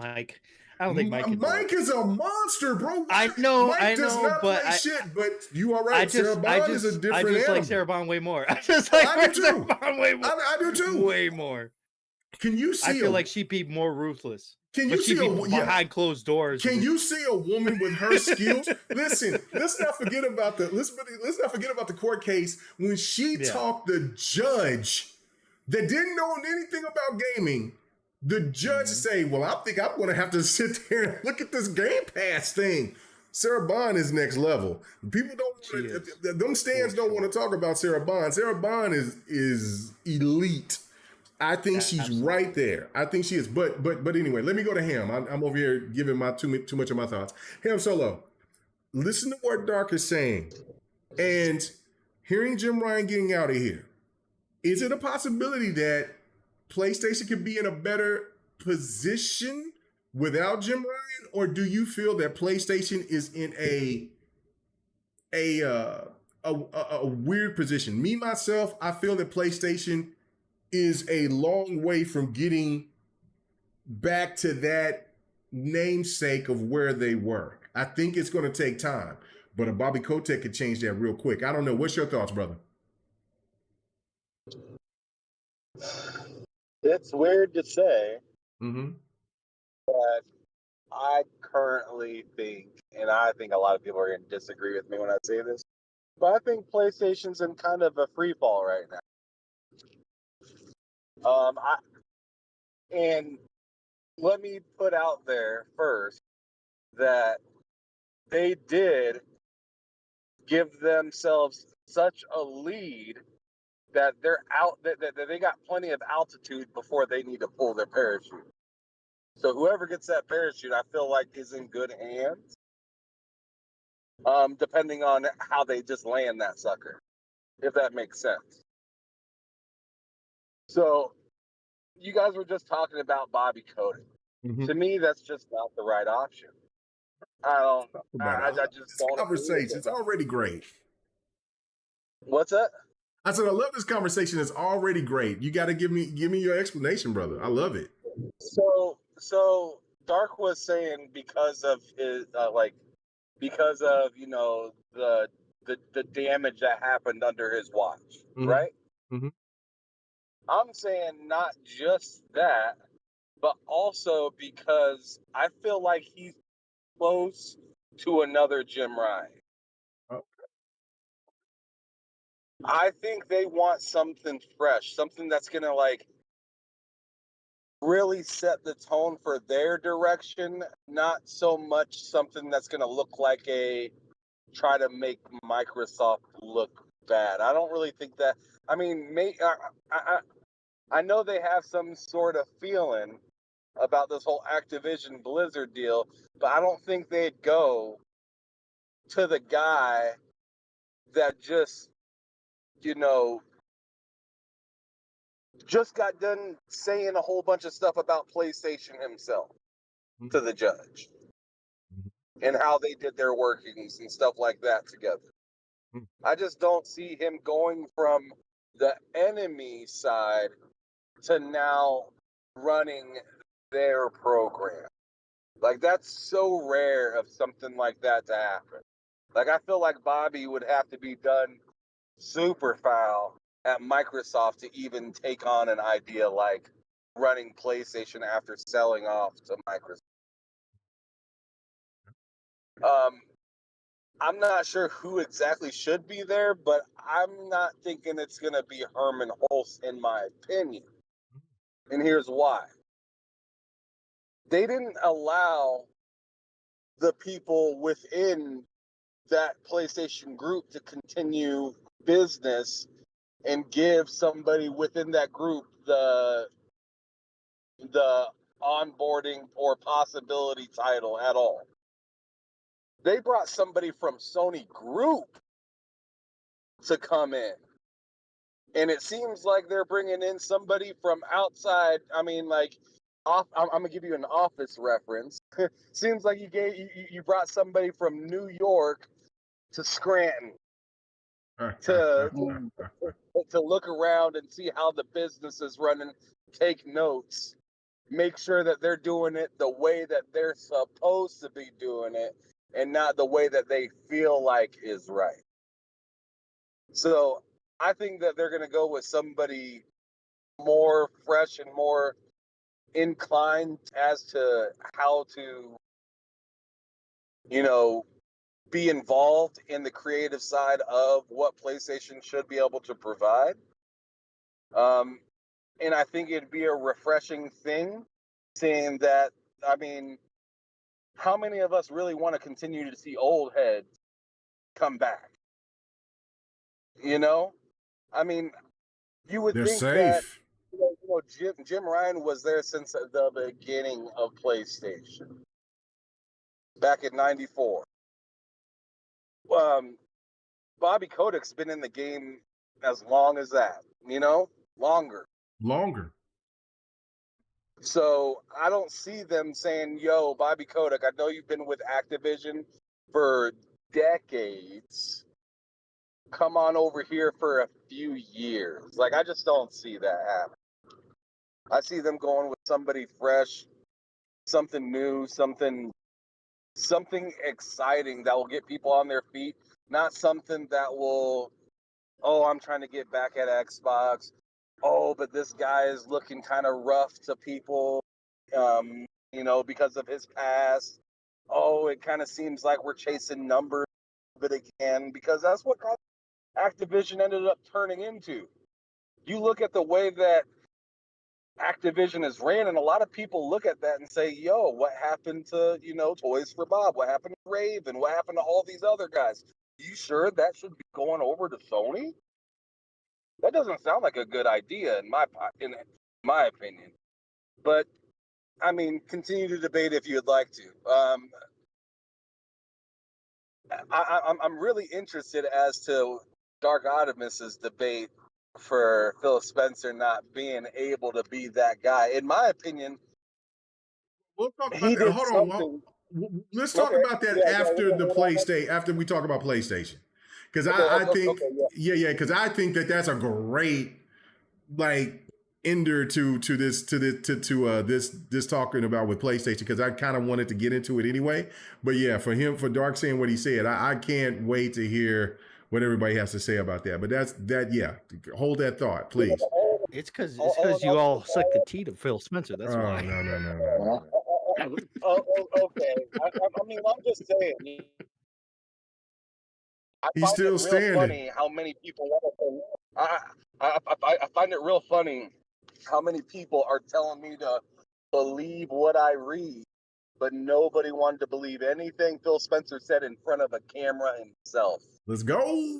And he's still alive.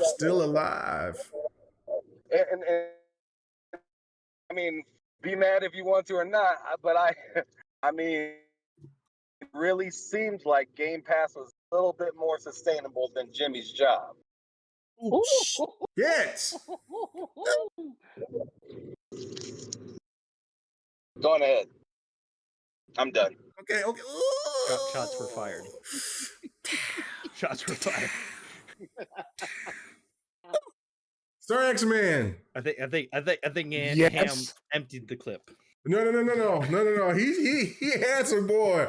It's just showing that you gonna get your ass cooked. He's about to keep what he killed. So I'm just be prepared. Be prepared when we get back to that. So you better. No Chronicles are ready. Yeah, you better get it all together to give your explanation, brother. But anyway, Sir X-Man, your thoughts about this? Jim Ryan's leaving. As you can see, he's already fishing with James Harden, Durant, and all them. Like, he's already ready to go. Like, you know what I'm saying? So everything. Get that off the screen. I am not getting that off the screen. I made this. I'm not getting this off the screen. Now I didn't make it all, but I made Jim Ryan over here. Vapor, get that off the screen. Look at that big. God, like that man is ready to go. He said, "I'm through." After Spider-Man and Rebirth, bitches, I'm out. Deuces. You see ya later. Anyway, look at that big ass fish he got. That man ready. Anyway, so Sir X-Man, after Jim Ryan, question for you: when did Jim Ryan take over Sony from what's his name? 2019. Okay, 2019. Yes, sir. When he finally took over, and the previous guy was trying to make new games, but the big people at the top didn't like that. How many times the other developers that they used to have, Guerrilla Games, always went and pitched some of the really older PS3 titles to be revamped and re-put on the PS4, getting ready to go into the PS5 generation. And the corporate people said, you gotta go. And this guy was actually making money for them. He was. But then Jim Ryan came in and started doing remakes and newer versions of games that they previously made for the PS4. He really didn't innovate. All he did was, sorry, Doc, he started to develop a symptom of just money hatting, trying to get more money to Sony's coffers. I think I said this on your show last week. You did. And it wasn't working. This guy wasn't a gamer. The previous guys played a few games, but not that many. But he understood what the Sony PlayStation people wanted. So Jim Ryan came in as a corporate guy, even though he's been with the company forever and pretty much handled the financials and stuff like that, and went along with people's ideas. But he stopped doing that when they put him in a higher level of power with the Sony gaming division. So I've been saying this for about 2.5 years now, and it's starting to come to fruition. I've been telling y'all, Sony is on business welfare, not regular welfare like the rest of the world. Business welfare is a totally different thing. Give us a definition of that. Explain the business welfare, Sir X-Man, because you have been saying this, and you are one of the first people that I've heard say this. And so if people are using this, understand you got to give my main man, Sir X-Man, his royalties for it. Business welfare is where, but excuse me, Dar. Being black, we understand the situation. All right, we're sorry you over in California you don't comprehend that. Oh damn! He threw the color lines on your ass. Golly! Oh my goodness. On the business level, when you There's don't no black people here that sustain, says that. And then hold on, wait a minute. Not everybody black has been on welfare. Come on now. I mean, I don't know. Man, there's actually more the other side on welfare than we are, but we ain't going there. That's actually statistically true. But business welfare is where you're trying to get over the hump, but you can't seem to get over your hump. Your money isn't coming in like you would like to. So your profit margin is low. Like the last thing that K Mega reviewed, and he pointed that out that a lot of people seem to missing because say he's bullshitting, that they might have made a lot of money, but they're not making the profit on top of the money that they made because they have to diverse their money into every other Sony game. Sony divisions. So, like we've been saying for years, even K Mega, Sony and other people in the industry too, Sony PlayStation is holding up Sony Corporation. And they brought Jim Ryan in to get more of a profit to help the generation. Because remember, before Jim Ryan came in, there wasn't no $70 games like it is today. Before Jim Ryan came in, you know, you didn't see the all of a sudden next generation console get a pay hike, a pay hike across the country across the world with $50 more, except for the US because he knows he's in competition with Xbox in America. So he knows he can't jack up that price. So Sony's begging for money every inch that they can to keep their sustainability because they put so many games in remakes and not innovation, unlike what your other side is doing. Even Nintendo is making innovation, but they're still stagnant. And that's the problem. If you just keep bringing in stagnant money and your financials do not grow, on the profit side, other than what you're sharing out to your other divisions of the company, that's going to start trickle down as the other people are doing more innovation. Like they thought Game Pass was stupid. Stupid. What did they do? They adopted their own version of Game Pass with a slightly higher price. And then they upped the price. Their funds are getting low. And every time he jacks up his price, their funds are getting lower because for some reason, they do not understand the economic situation in the world. And eventually, your profits are going to go lower and lower and lower. So you can't innovate with newer games. You can't.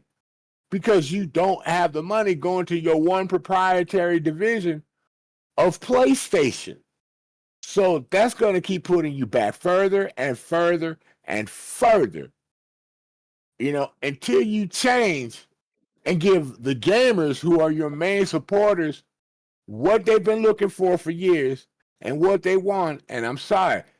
And those people start complaining about what they're getting while other companies, other gaming companies are doing things that are innovative, and they get sick and tired of hearing that and saying that, you're going to keep going down the line. I don't want Sony to go out of business. Competition is good all across the board, everywhere. I just want them to improve. And I think Jim Ryan being a businessman first was the wrong move for Sony back then. I think they would have done better with innovation, newer games, and not rehashes and repeats. And you need to make your games your primary first party games. So when I mean business welfare, I mean you're not doing anything to sustain a higher profit. So now you have to start borrowing money from other people that are not represented with your company. Like people get welfare out there. They have to beg for money to help them sustain. And that really eats into your profit on both sides, everywhere. Because we all know that movies are pretty good, but they're still not bringing in the big dollar budget. When COVID hit, when some of their movies came out, people weren't going to the show no more. And Sony does not like to drop stuff, day one of the streaming service and pay we used to pay $19.99 to watch a movie since we couldn't go to the show. Sony didn't want to adopt that, ability because they still had faith in the show. People going to the movie. But they weren't smart enough to innovate that. I'm talking about the Sony side. So since you didn't do that, that hurts your pockets too. It's the old saying. If you stay old and non-relevant, you will cause yourself to die. You have to get with where everybody else is innovating. Even Nintendo's about to innovate with their new console. That'll be up to par. And Nintendo got a fan base, Sony. You think they're not going to follow them over there? They're going to jump on the market, and they will make their system backward compatible. I know Nintendo, they're not that stupid. No, Nintendo is that damn. No, they're not stupid. They're not stupid. They're that. No, they're not stupid. They're that greedy though. They're not that console is not going to be backwards compatible. There is one thing that I want to say to Sir X-Man. He's wrong about the movie thing, because Sony did put out movies during that time frame on Amazon Prime for the $20 or $24.99. Yeah, that's how I got Spider-Man, but I had to wait a lot longer for it than other movie people did. Because that Spider-Man movie was in theaters at that time. I'm talking about the previous Spider-Man movie that was during COVID. No, there was no previous Spider-Man movie. Are you talking about the one that came out? The Spider-Man movie. There was a movie that came out. He's talking about the latest one with all three Spider-Mans. No Way Home. No Way Home. No He's Way talking Home. about No Way Home. Yeah, No Way Home was during COVID. No, it wasn't. It wasn't during COVID. I had to buy it. No Way Home. I bought it. I remember that. I went to the theaters and see it with my wife. A lot of people went to the theaters to see that movie. I'm going to have to go with Dark on this one because Dark is the movie guy. He's the movie guy. I'll give him that. You're definitely wrong about that. Hey, I'm giving that to you. Okay. I might have been wrong. But you are the only one that uses business welfare. I think it's something you came up with. So. Oh my God! No one else. Business warfare. Yeah, give it to them. Business companies actually just call it something else, but that is the name I gave it for the situation where companies are struggling. Wait, think about it. But that's not business welfare. Government bailouts. Government bailouts of these companies. That's but business Sony's not getting a government bail. Sony's not getting any of that stuff. But they're gonna. So you can't say that they're on welfare. What he's saying is that they're gonna get to that point. That's what he's saying. But he's saying right now they're in business welfare. Financially, they've been struggling technically for over almost 2 years. Yeah, now. but they're not asking for any money though. So they're not in business welfare. You don't want to get the phrase business welfare out there for people to start using. That's what that is. They're not because they're not in that yet. I could see if they were actually, trying to, Dark. It's Sony in money.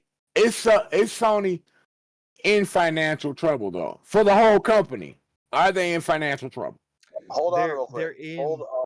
Let me say something real quick. Just goddamn it. Just say something fast.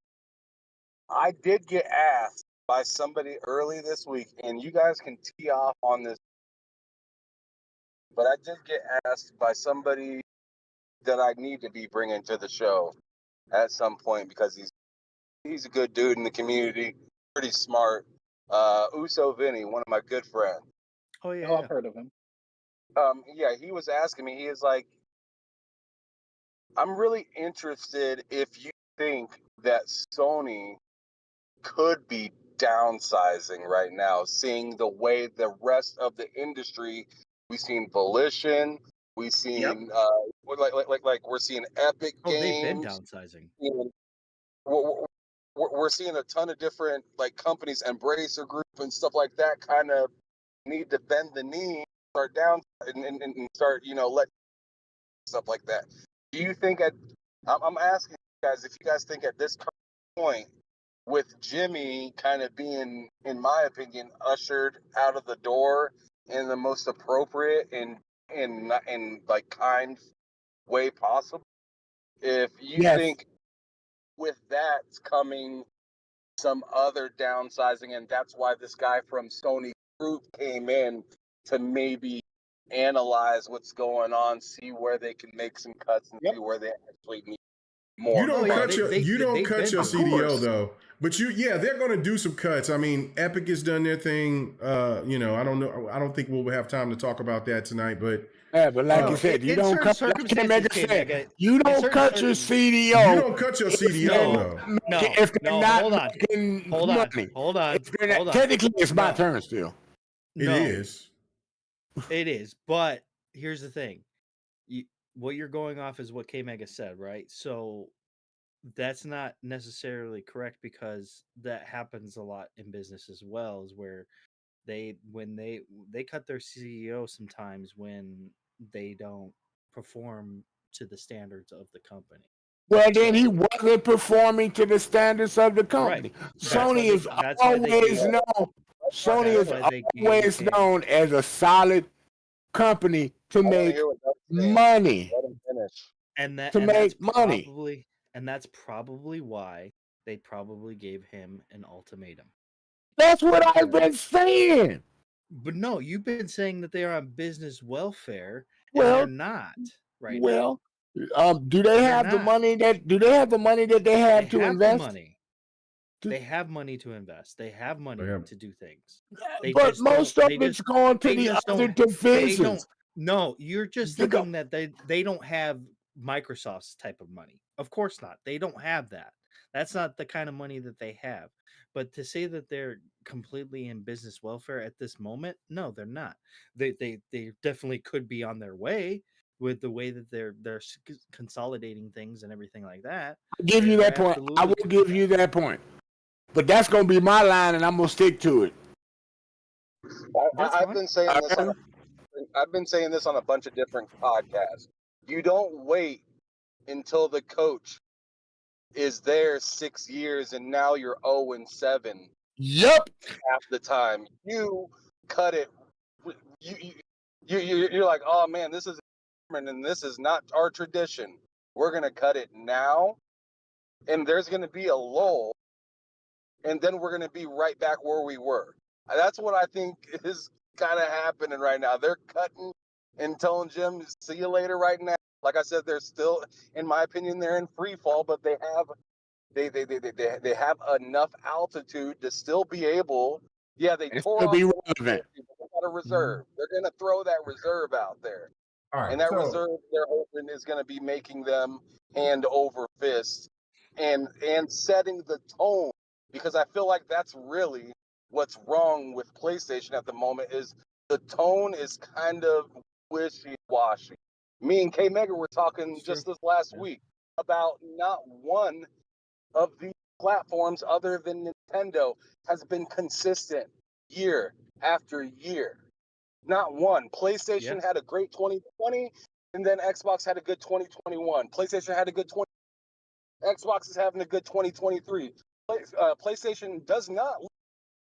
24, Xbox is actually looking to actually be consistent for the first time in what seems like a decade. Since 2007. Oh, go ahead.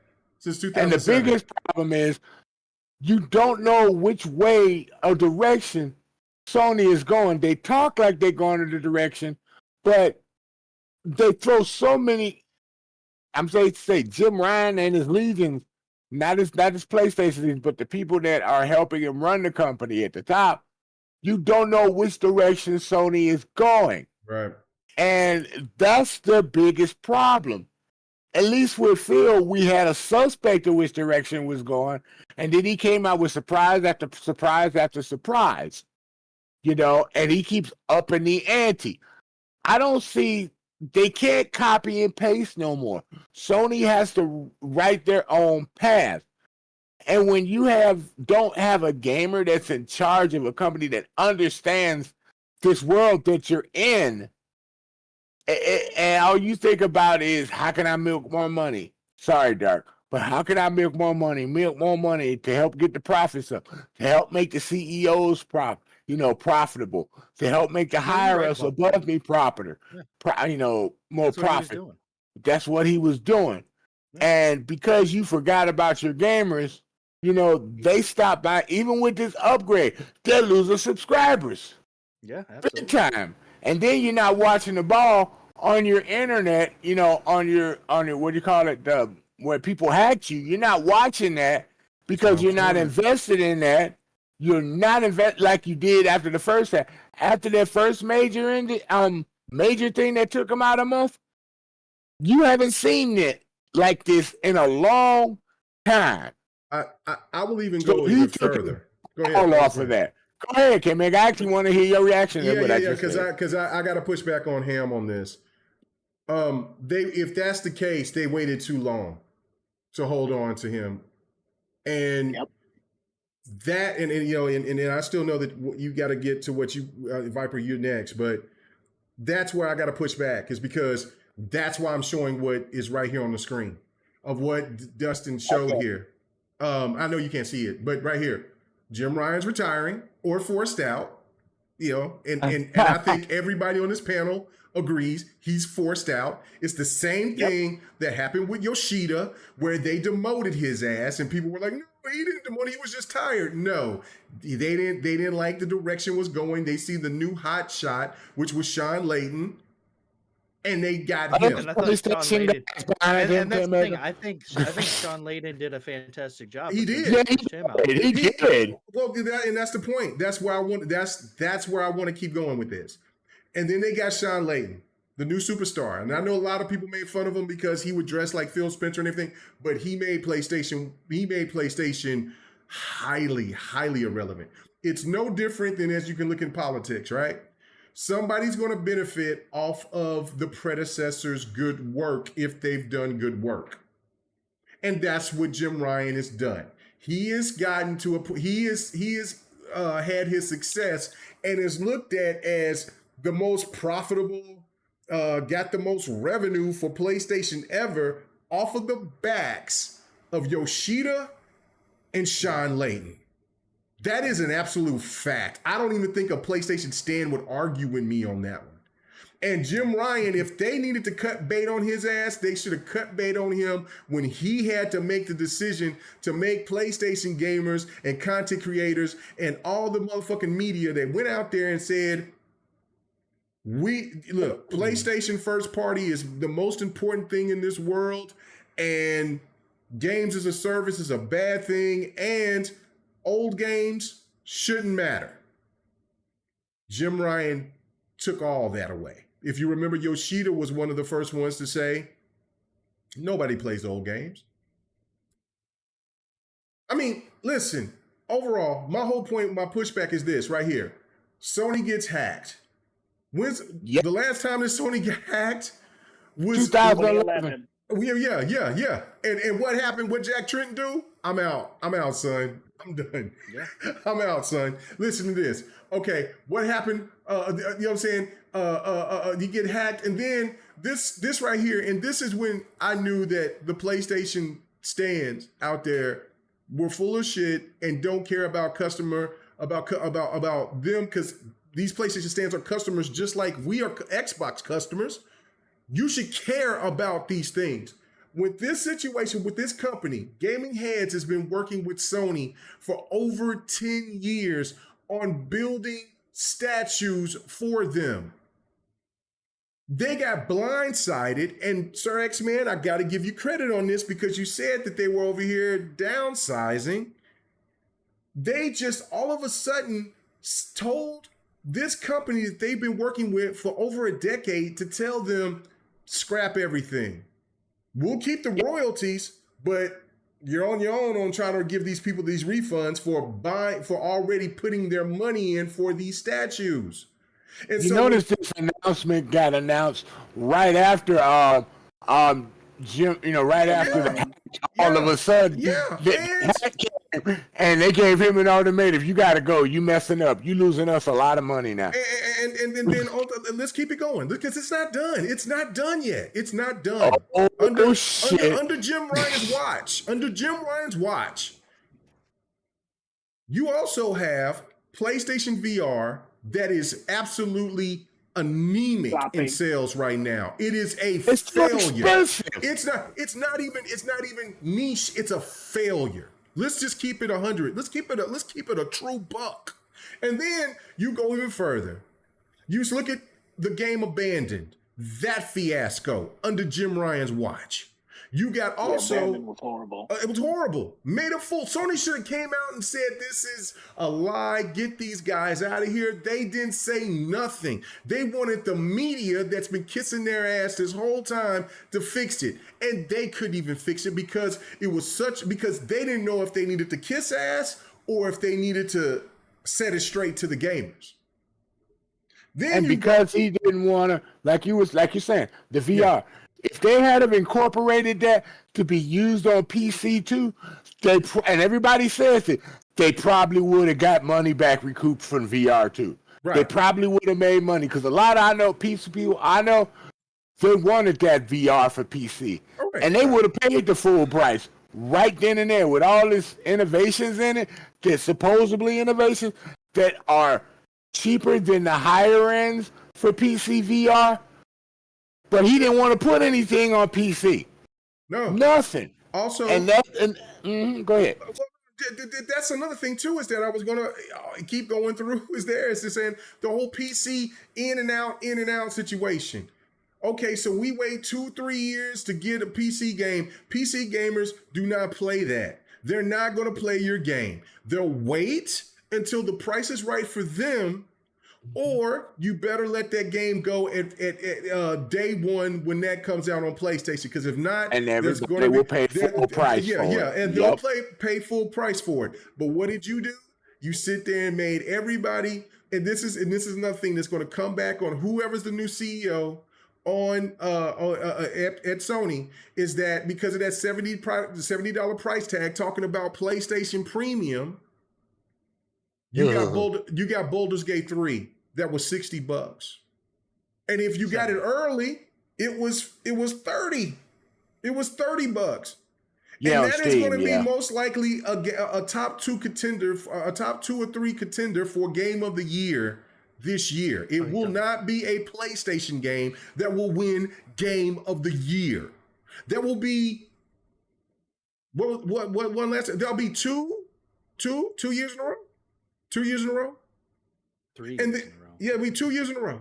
And then on top of it, War got beat by Elden Ring. Yeah. Right. And then also when you put all that to the before that, oh no, it was The Last of Us. Yeah, the Last of Us won instead of Ghost of Tsushima, which should have won in my opinion. But other than that, whatever, it's cool.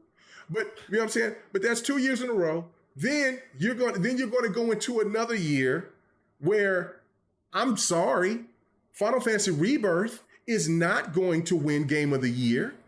You better hope that the PlayStation community goes to support that game.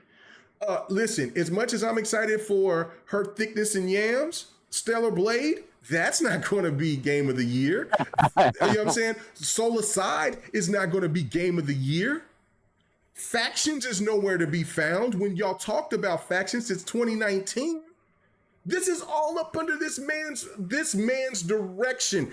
And on top of that, you made content creators look like a fool because they talk so bad about games as a service. You talk so bad about gaming services, but then what did you do? You added the games as a service, and then you're talking about you're going to implement 10 games as a service, and now you got the media talking about, well, this is what's good for gaming. And now you got PlayStation content creators that's talking about, well, you know what? We got Bungie. That's one thing about Trenton. I loved him because at least with his single player games, a lot of them, he added a multiplayer to it. Yeah. Ever since Jim Ryan got there, multiplayer died for a lot of their games. The price hikes on that. I wouldn't say it was all Jim Ryan. Sean Layden wasn't cut for that shit. That's why he got sent off. He wasn't for that shit. He's standing behind you right now, trying to keep you in check. Sean Layden was about keeping the status quo. Okay. Let me finish. Here's the thing. When a CEO takes over, it takes them about 1 or 2 years to really implement what they want to do, right? Right. What they're trying to Just do. like Phil, same thing. So 2019, I wouldn't say that was necessarily Jim Ryan's fault with the whole Last of Us Part 2 debacle. Oh, I didn't mention Last of Us. You did mention Last of Us. No, I said Last of Us 1. You mentioned Factions 2, which is part of The Last of Us. But that's the online part of it, though. Right. It was online, which I don't think is necessarily Jim Ryan's fault. I think that was under Naughty Dog and they're doing and their fair enough. Ridiculousness. But it takes them about 1 or 2 years, right, to kind of like get the groove of everything and kind of, 1 to 2 usually, before they can implement really like what they're trying to implement, and everything past 20, I would say 20 by 2021, we started seeing the implementations of Jim Ryan, right? But people were going with it because it was like, oh well, it's it's Sony's PlayStation, but it wasn't like It was weird. Like we were getting what increase in consoles, increase in price of games. We were getting it. Well, actually, the increase in price of games was started by Activision and 2K. EA and Yeah, 2K. EA. 2K started with basketball, right? Those guys. So they started that crap. But I mean, Sony followed suit, right? And then other companies started following suit, and every company does it now, except for a few here and there that they don't do it for or whatever. But Jim Ryan wasn't really there until about, I would say, 2021. He wasn't really like in the thick of things until 2021. So yeah, anything past that, like the VR to the increase of premium PlayStation Plus, the combining of PlayStation Plus and stuff like that, putting games on PC, things like that, I think was his idea. Things like that. But I honestly, I think even yeah, a lot of that stuff was just his idea, and I don't think it was too late. I just think that they saw where he was going, and they were like, "No, we don't like where you're going with this stuff," and the whole ABK deal, which I think the ABK deal was the nail in the coffin, right? Yeah, no, that's the nail in the coffin. Yeah, and that's it why was I kept multiple. and that's why I kept asking you guys. But there was this. also multiple things, right? But I kept. That's what I was saying. But I kept stressing it to you guys. I'm saying I kept stressing it to you. I said Jim Ryan's job is on the line. I said because it is the way that man went out there, and the way that he was soliciting his ass like he was. There was and no his other developers too, bro. He was in like that. That was like when he insulted. He knew his job was. He knew it, and that's what I picked up on it. But you guys was telling, but some of you guys was like, nah, he all right. But they gave him a chance to, if he didn't retire, to be honest, he would have been forced out. Yeah, he would have been fired. Okay. Abacat right. Said that was right, dude. See, he said I was right. You was, and I was going to say that before I go to Viper to finish off this part of this PlayStation thing, because there's still more to talk about. Of course, it might be 3 years coming up if with the way that we've had games this year. I don't think any PlayStation game is going to get Game of the Year. You know what? Unless PlayStation comes out with something that's really, really, really like crazy, like just like a Ghost of Tsushima 2 or something of that nature. No, I don't see it either. You'd buy a PS5 for that, K-Mega. No, I know you would. No, hopefully the new CEO will have some common damn sense and put it on and drop the price of the PS5. Drop it on PC day one. But anyway, Abacab, he said Sir X-Man was right. It was 2 years since PlayStation 1 Game of the Year. It was Take-Two in 2021 and then Elden Ring in 2022, and it's going to be 3 years. But what won in 2020? 2020 was It Takes Two. That had to be The Last of Us. That had to be The Last of Us. No, It Takes Two by EA. We were all shocked. No. He said 2021. 2020. Yeah, he said Dark is saying 2020. Abacab is saying 2021, and then in 2022. 2022, Elden Ring won last year. 2021, it was It Takes Two. What did Sony have in 2021? They had Spider-Man. They had Demon Souls. 2021, they didn't have Spider-Man. They didn't have any. No. Was that 2021? 2020? 2021. 2020, they had Spider-Man, Miles Morales. Yeah. 2020. No, 2020 was Spider-Man and Demon Souls. 2021 was Ratchet and Clank and Returnal. Yeah. Okay. Yeah, and All Stars. Those games would never win a game. No. Okay. Thank you for correcting me. But that was my whole point on that. But anyway, Viper, and then somebody else said something that was.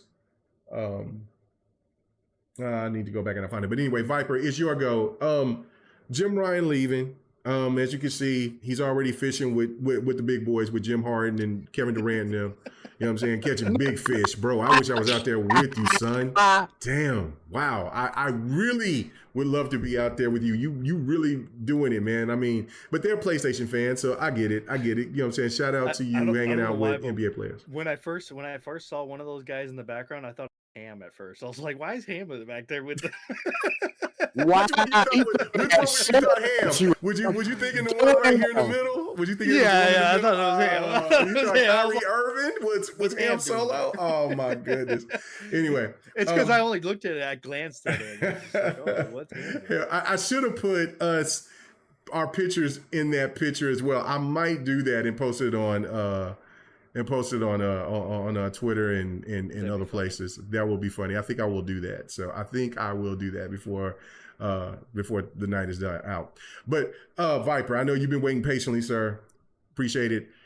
This whole situation with Jim Ryan, will this affect Sony going forward? I say it definitely will. You don't go through this much turnover and not have repercussions. Microsoft had to definitely go through it. So I think Sony is going to go through this as well. And was this the right move for him to retire or to be pushed out? Which one? What do you think?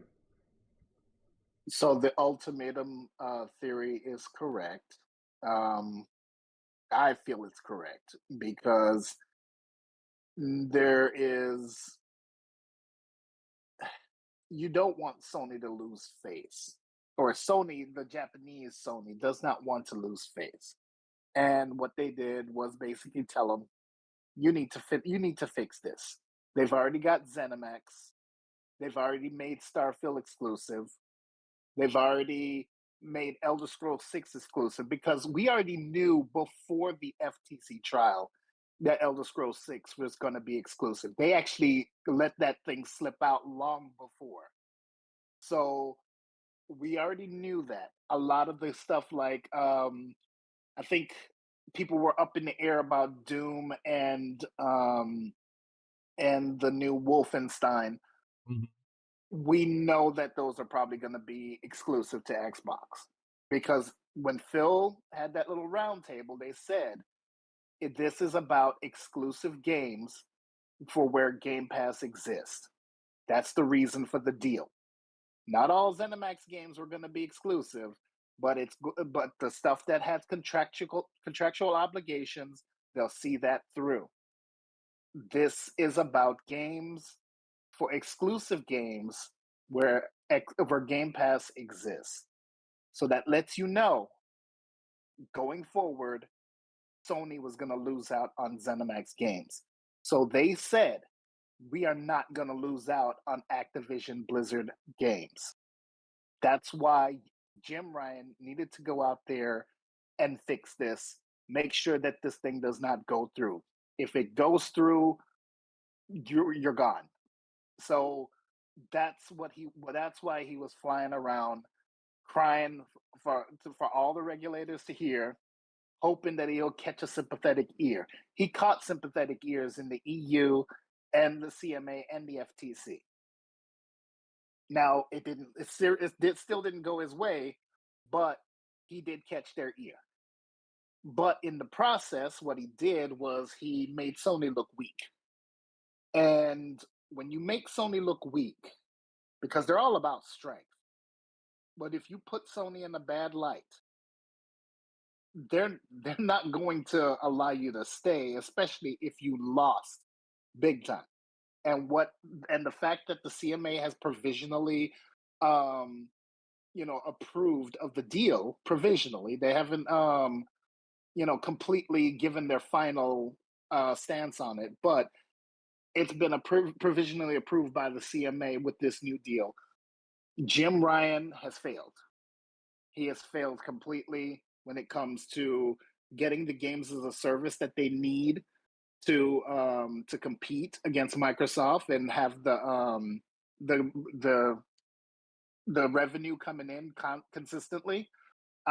This whole thing with Bungie stopping other companies from releasing their games when they should have released it already, that's a problem. And I was about to bring up this whole thing with the that company that was doing the collectibles. Yeah. That right there, yeah, that's a bad look. Gaming It's a heads. bad look. That's what they're called. Gaming heads. Yeah. Yeah, gaming heads. The fact That's an is awful that look.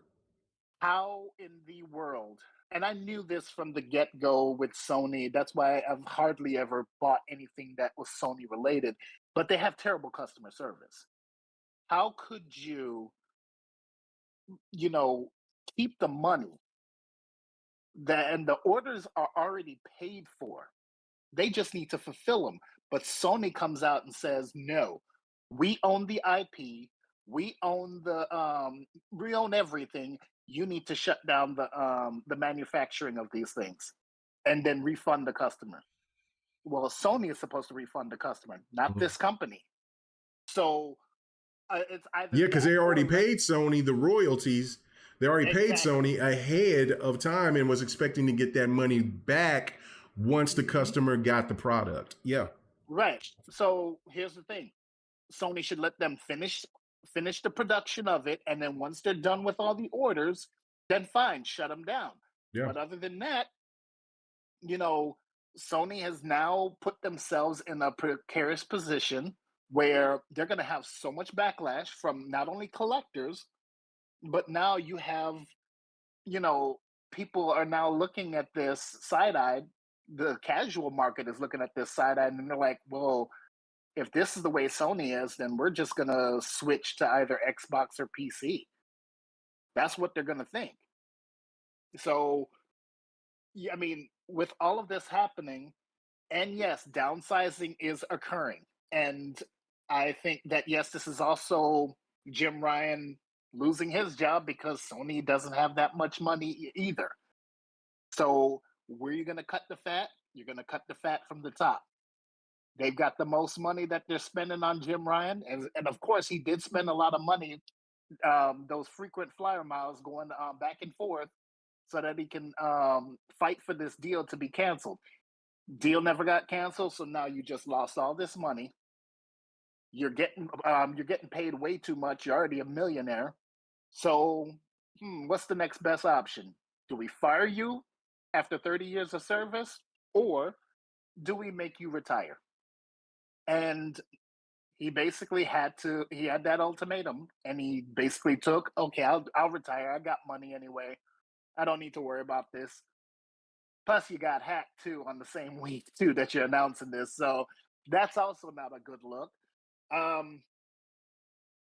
honestly feel like, and let me go to what Dark was saying about Bobby Kotick. Yeah, Bobby Kotick. It would be a fantastic thing for Sony to do that because that will create more competition. More competition is what's going to make Microsoft better. It's going to make Nintendo better as well. So, yes, even though there's a lot of baggage, get Bobby Kotick. After Microsoft gets him out of there, pick Bobby Kotick up and then have him take over SIE, and that way build them into the juggernaut that Activision Blizzard was. And then he can leave out of there gracefully, and then they can run that ship smoothly off of Bobby Kotick's tails. Now, they may want to get somebody from Japan to do it. I don't know. I don't know what they're thinking. But I do honestly feel like Sony needs to do something. Because just like what Ham said, they are in a downward spiral. Yep. And all of the things that have come out this week, remember, things happen in threes, right? 3 bad things happened this week. You've got the hack, Jim Ryan retiring, and you also got the thing with gaming heads. Yep. So, yeah, something's wrong. And just like you said before, when you have 3 CEOs within 10 years, there's a problem. Yep. If you cannot keep a CEO for a long time, then there's something wrong with your company. You already have something wrong with your customer service when you don't even want to provide refunds. Well, you got to pay. People got to pay to get proper customer service, said Sony. Exactly. Yeah, that too with the STARS program. Yeah. The Sony. So, what I mean, like, how do you function as a company when you have terrible customer service? You can't keep people there that's in the top leadership position. You're trying to nickel and dime your customers at every turn. There's going to be a breaking. Oh, somebody just fell out. Oh, that was Ham. It was Ham, yeah. No, it was Ham. Okay. So there's going to be a breaking point with the consumer base. They're not going to like you, and they're going to switch. So the fact is that how many people, when Jim Ryan came in after Sean Layden left, how many people said, "Oh, we need to fire Jim Ryan"? How many PlayStation fanboys said, "Fire this man"? Because what was he doing? He was doing the whole thing with restructuring the PlayStation Plus stuff. He was doing online games. He was bringing the stuff to PC, which they didn't like. He's probably, before he leaves, he's probably going to do the whole day and date stuff to the PlayStation Plus. So, they asked for this. They asked for Jim Ryan's head. There you go. It's happening right now. So I'm just saying that this is happening because Sony is going down, and they saw the roadmap last week that Microsoft accidentally published. They saw the roadmap, and they're saying, no, we can't compete with this. Same thing with Google. When they saw that Microsoft bought ZeniMax, they said, oh, hell no, we're out of here. We're not gonna compete. And so Google Stadia, boom, they're gone. So Sony saw the blueprints, they saw the roadmap, and they're like, oh shit, we're not gonna compete. We can't compete. So maybe King David was right. Maybe there won't be a PlayStation 6. No, there'll be a PlayStation 6. I think King David's generation. He's a generation off. I think King David is a generation off, but I totally agree because I've said the same thing. I just think that I was, because I knew, and just like King David and others out there, they see this. We know Tim Dog, all the rest of them, the people who's been here from the very beginning of this whole cycle, from where Xbox has been to where Xbox is going. This is the 360 on steroids. This is nuts what they're doing right now. Like, this is when you do when you get record profits, right? And then on top of that, when you do record deals and acquisitions, that makes the world media talk about your stuff. What you're doing here is now making noise to get people's attention about what Xbox is doing. And for the very first time, and this is where I'm going to get to it, I want to ask this one question to everybody and then get to what Dark was saying, because I thought that was fascinating. And then we'll talk about Kamaya, whatever his name is. Kamaya, and then we'll get out of here. But if you were CEO of PlayStation right now, I'm going to start off with you, Viper, on this one.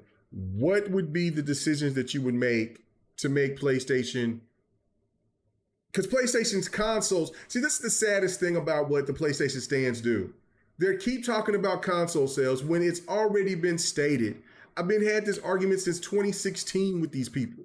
Bro, the consoles, they don't make their money until the end of that generation. It's about the software. Their software is not selling at a record pace. It's the third and the second party that's really doing it for them. It's not first party.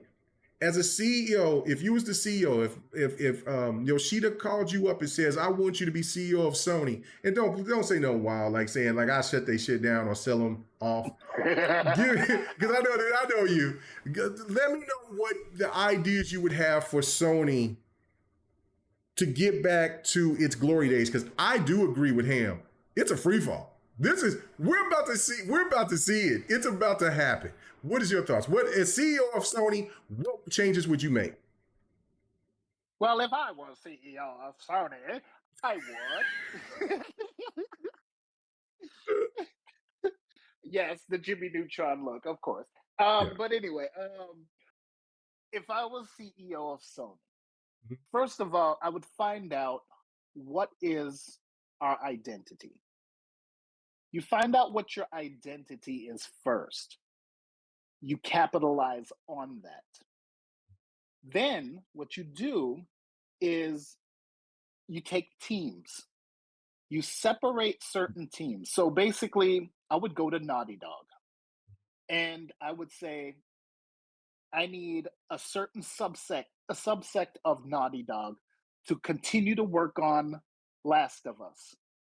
I need another subsect to work on Uncharted. Then what I'll need is for Naughty Dog to split off into a third and a fourth group, in which I need those two to work on new IP, but with a live service element in there. So not only am I still taking what is foundational to Naughty Dog, which are Last of Us, Uncharted, what I would do is also add on more elements to them and have that live service element, because live service is where it's at now going in the future. The industry has already shown us that. So what you do is you don't try to pull people away from their main source. You basically say, okay, we're going to split up the groups. We're going to still focus on what we do best, but then we're going to also add another element into it with new IPs. Then, in terms of, let's see, with Insomniac, I would split up Insomniac into four groups as well. You already got one working on Spider-Man. You got one working on Ratchet and Clank. You already got one working on Wolverine. Now you have that fourth one doing a new IP. Nothing that's licensed, but a new IP original idea from them.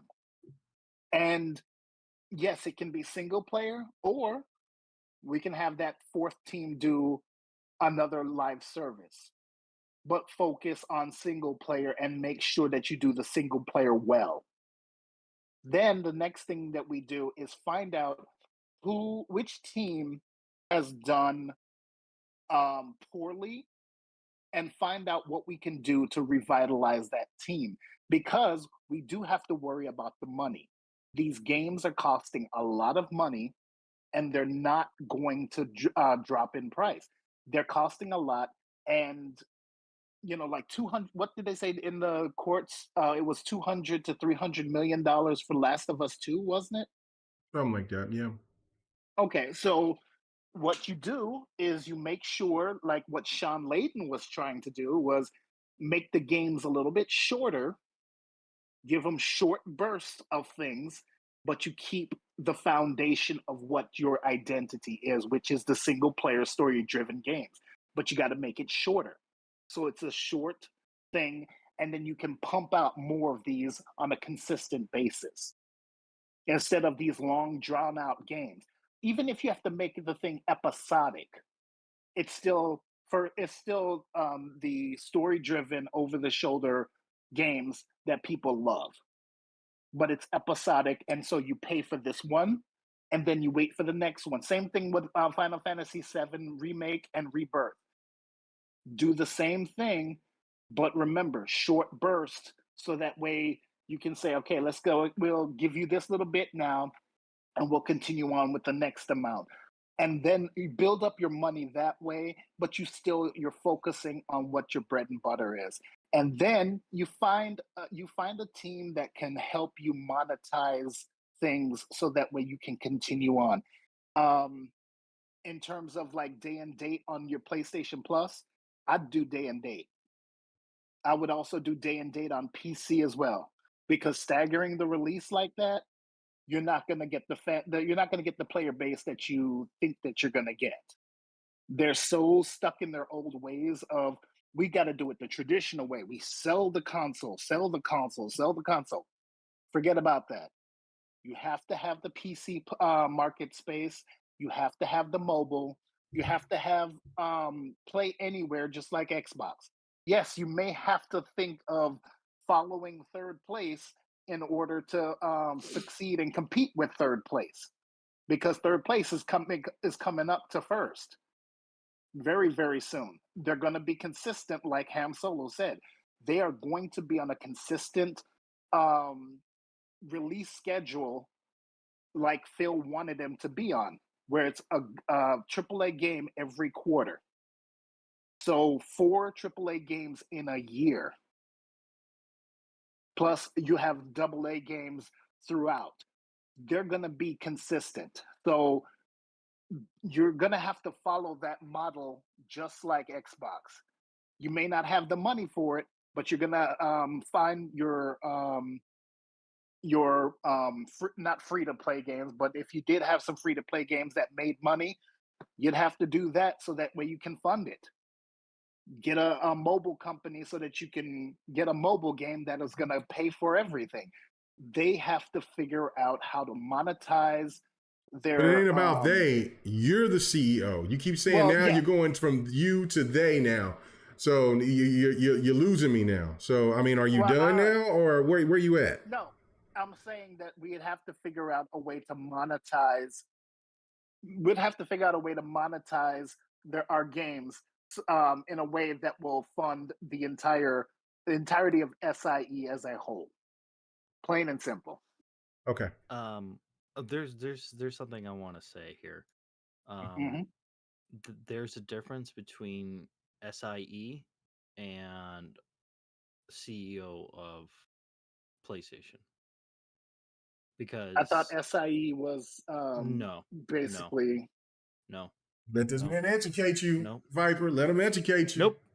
Because here's the thing: the CEOs of and presidents of PlayStation were Ken Kutaragi from 1993 to 2007, Kez Hirai from 2007 to 2012, Andrew House from 2012 to 2017, John Kodera from 2017 to 2019, so he was the shortest one, and then Jim Ryan from 2019 to current. And then for SIE, where was Sean Layton?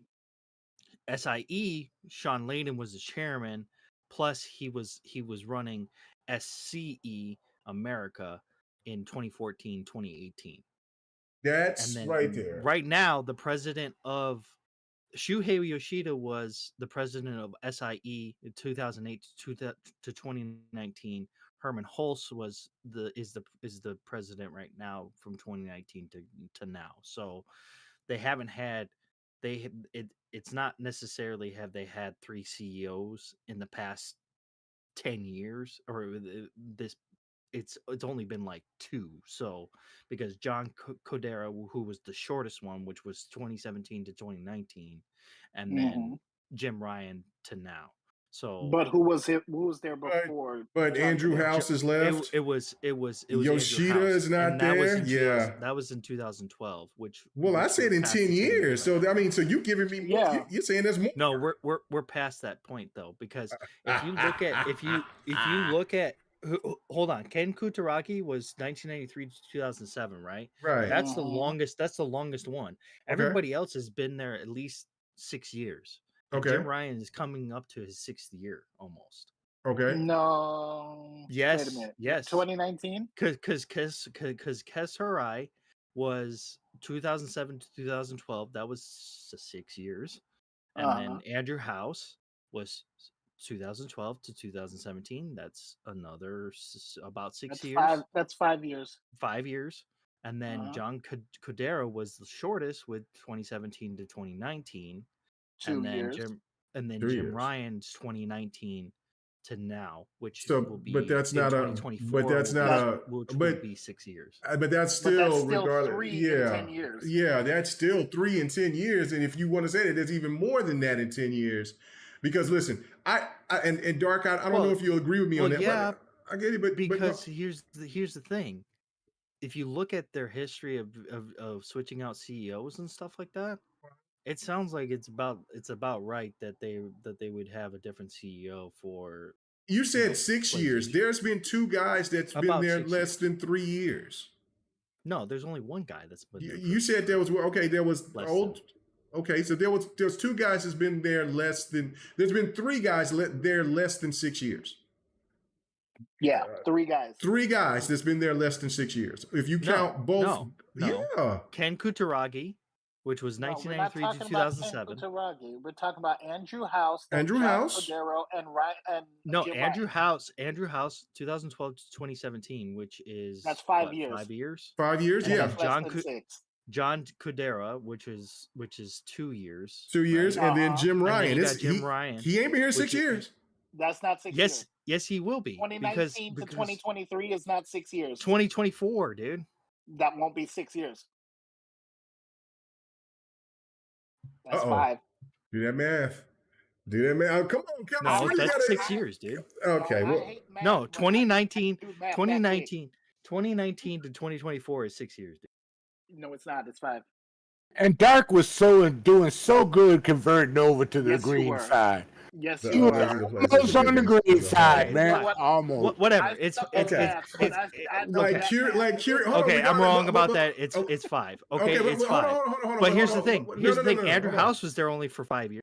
Okay, but hold on. Yeah, I know, and I think that was the biggest loss. Kes Harai was there for 6 years, right?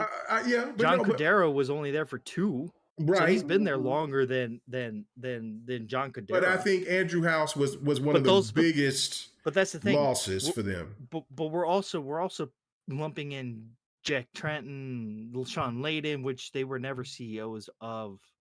But Jim Ryan is the CEO. And so he was CEO and he stepped down. He stepped down to run the company. Sean Layden was never the CEO of PlayStation. But Jim Ryan was the CEO. He was a CEO. Jim Ryan was a CEO, but he stepped down to run the company when they got rid of Jack Trenton because he didn't like the way he was running it. No, he was the CEO of SCE America, which is a different. This got way more complicated. It's PlayStation. Still, there's a lot of but that means he was in charge while the other guy before him was running it. So he stepped down. Jack Trenton was Jack Trenton was SCE America from 2006 to 2014. Yes. Sean Layden was 2014 to 2018. Sony Entertainment, dude. Then that means SCE was always the name for Sony. So, he was Sony Interactive Entertainment. That means the whole company. It's different. It's confusing because there's different presidents for different things. So SIE, and maybe that's the problem with Sony. Maybe you got so many people running the show that nobody knows which one. Come on, man. Listen. I know Dark is trying to hold on strong. Listen, the fact of it I'm is, just saying that I'm just saying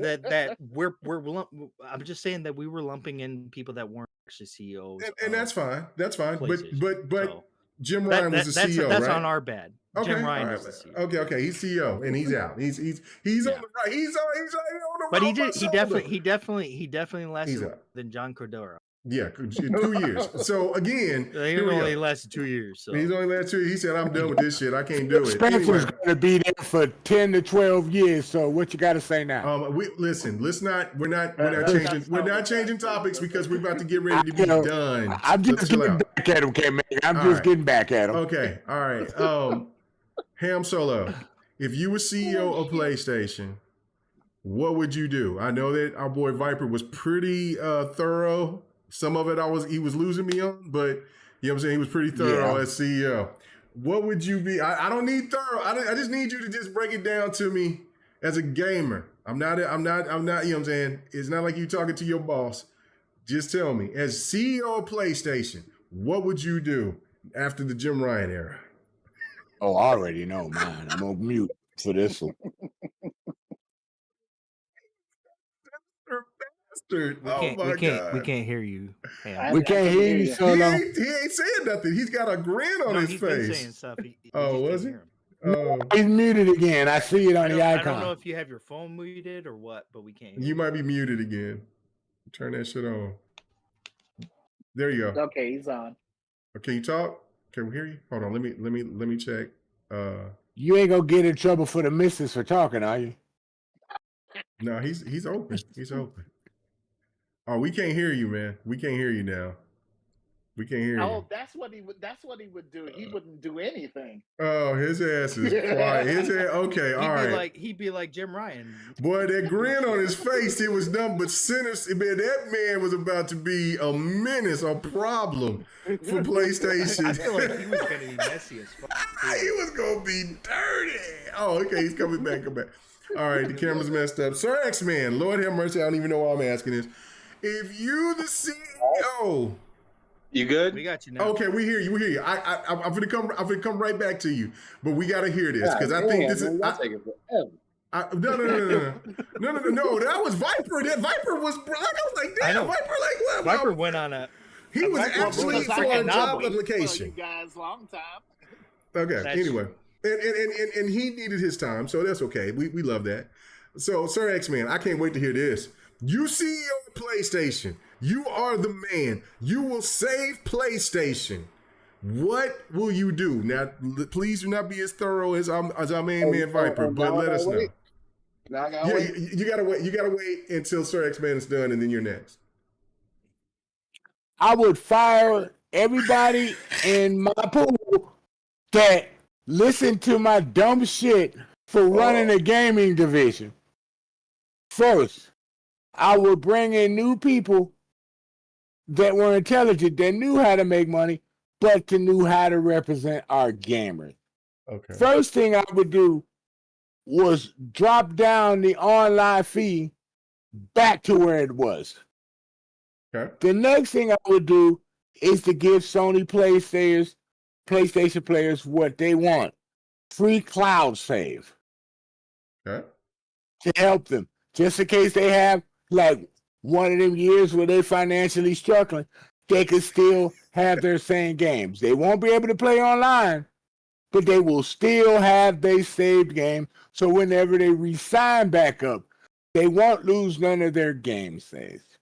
The second I would do is listen to my developers. We'll figure out where we get the money at, but if you guys pitch a good game, we'll give you the chance to show us what you want to work on, pitch it to us, and if we think it could work after evaluation for a while, we will implement it into our new games and our new first-person games. We'll give it a try. Next thing I would do is 100% improve the customer service. Okay. Improve your customer service. Another thing I would do is invest in better online security for the people that pay us all this money every year. Yep. The other thing I would do is figure out a way to get rid of that stupid handheld thing where you can't take nowhere and do nothing with. Let that shit go, because that's a waste of money. The next thing I would do, I would drop that PS5 VR2 down by $100 and make it compatible with PC so we can start turning in some profit out of this thing that we got sitting around in our warehouses. The next thing I would do is do what Microsoft, Steam, and even Nintendo to a point. Make a program where we get feedback from our players so we can evaluate them and work with them to make our experience better for them. That's the other thing I would do. Other than that, I wouldn't wear a stuffy suit all the time. Sometimes you might see me around in a jumpsuit and some kicks. Just to let you know that I am with you. Then I will do like like some people do, maybe.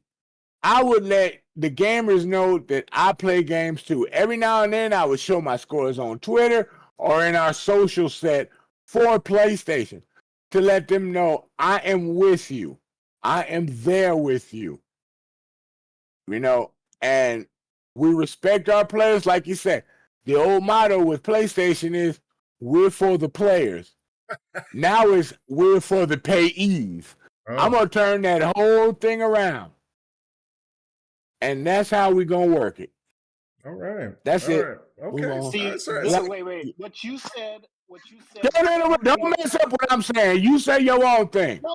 I'm saying what you said is you would be president of SIE while I'd be CEO of PlayStation. So there we go.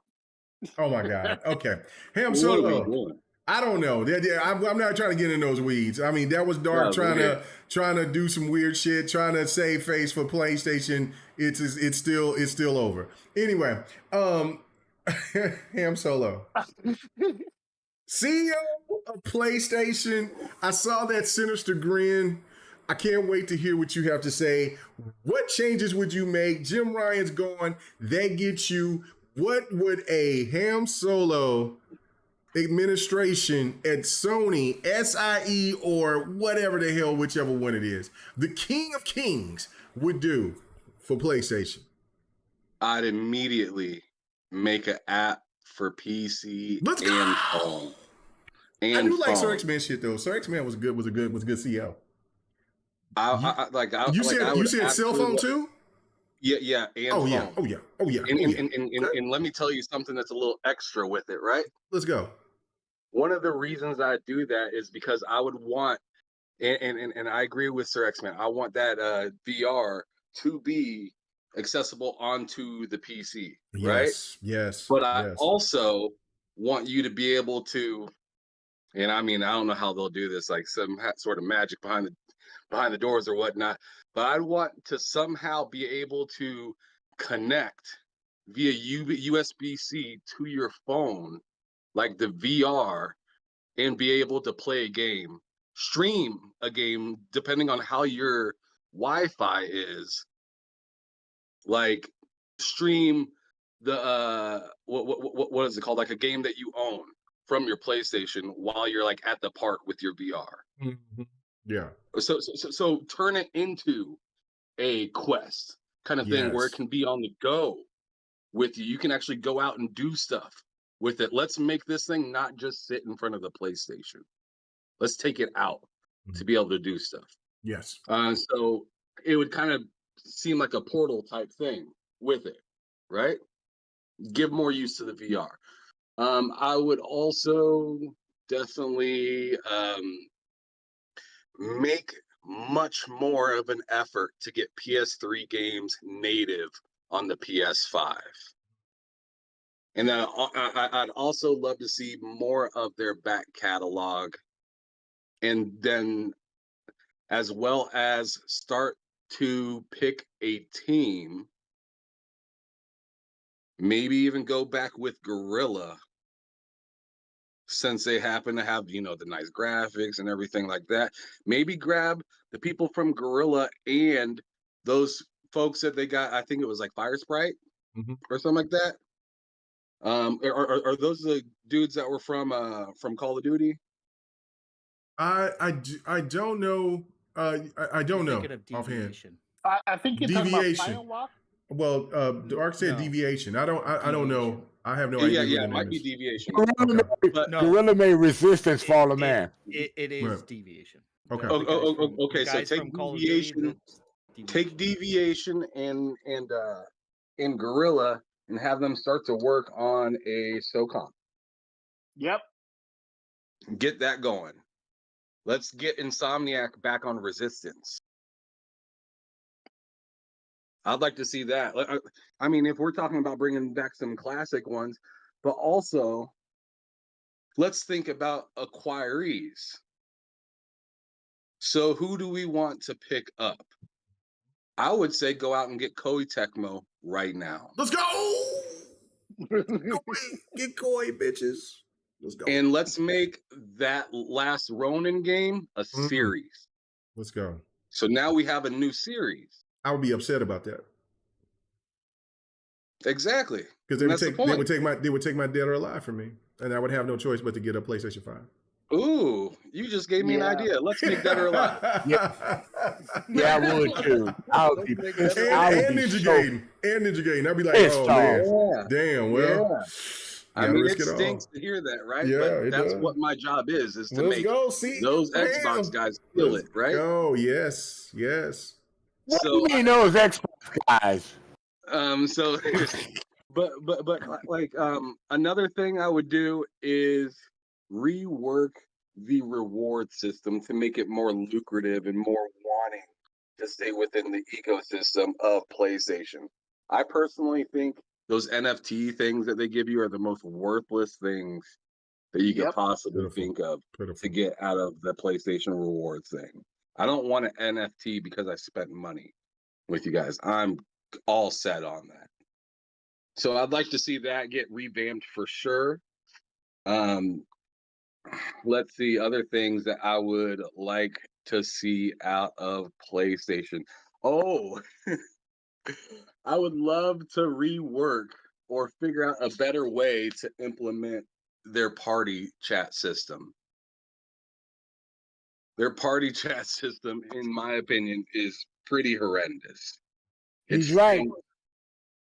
And in day and date PC games,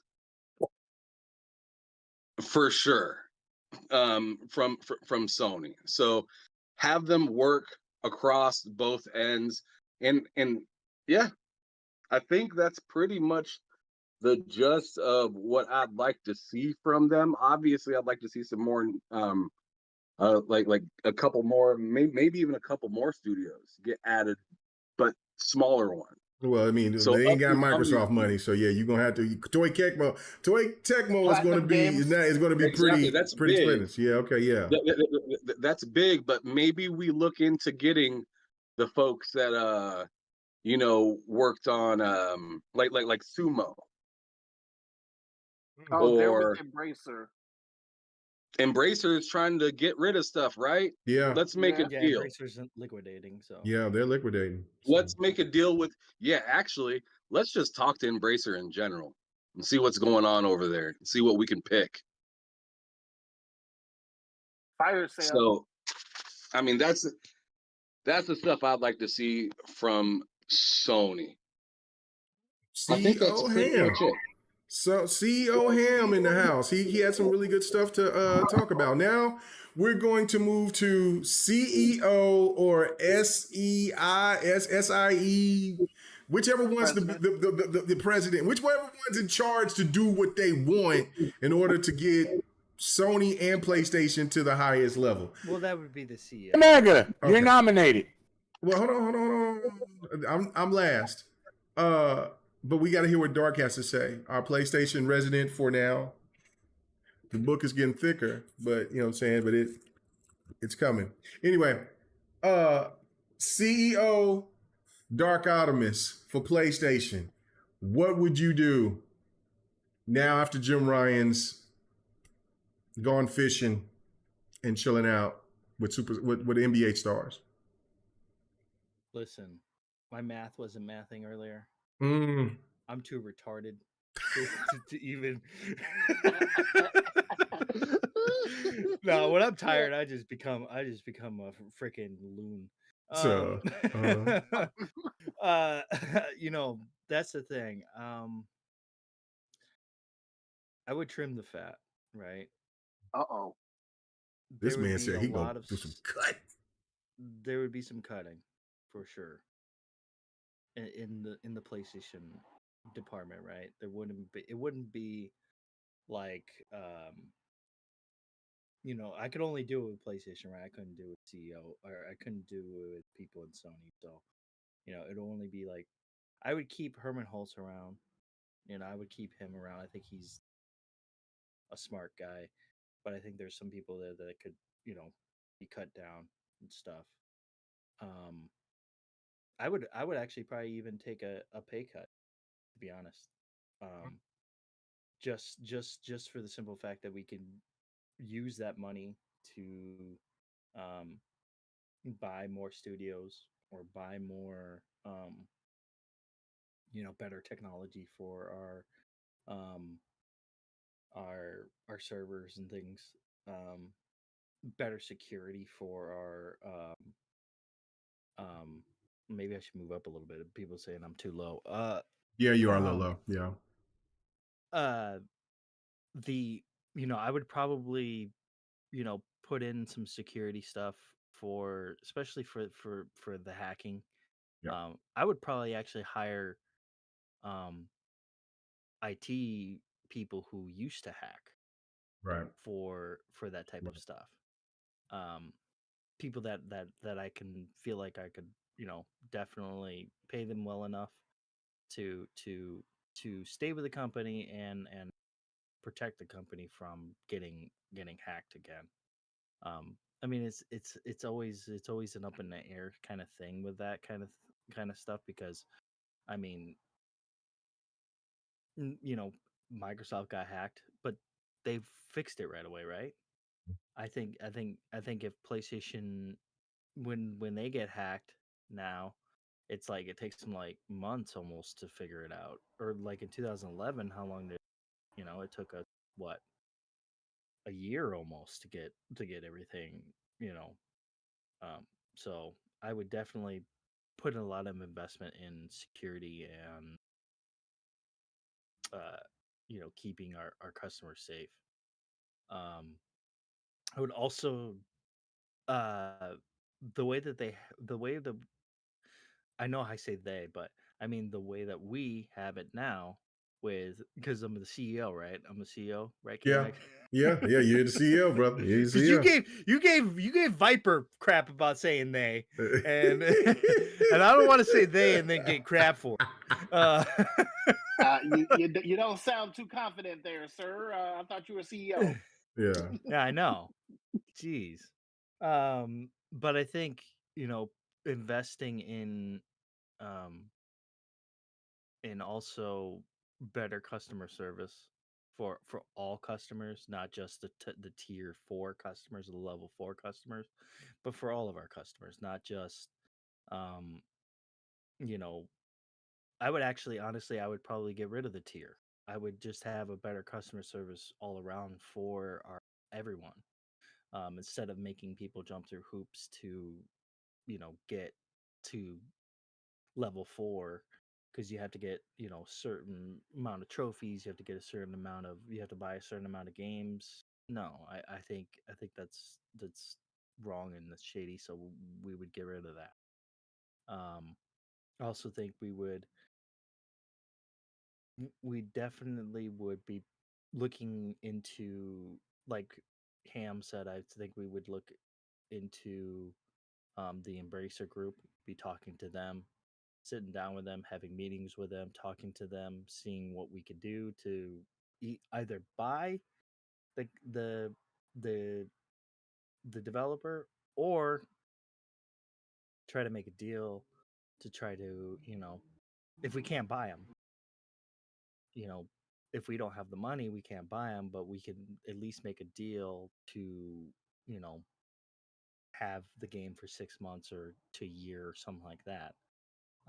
I know that's kind of shady and that makes people mad, but you know, in the grand scheme of things, I think it definitely helps with certain games.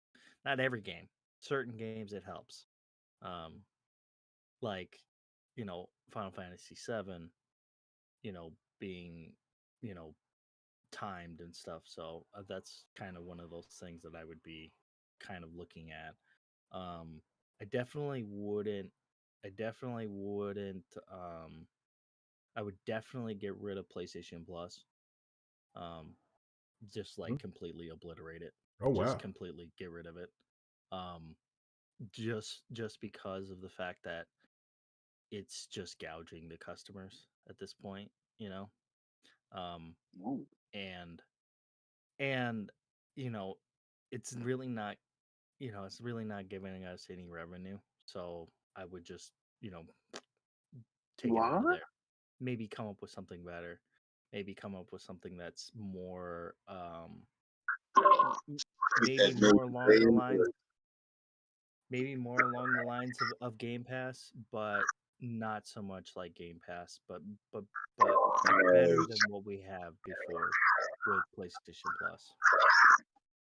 And then I would probably also condense the hardware. You know, I wouldn't have if we go into PlayStation 6, I wouldn't have 2 SKUs. I would only have one. And Really? it would be like a smaller box.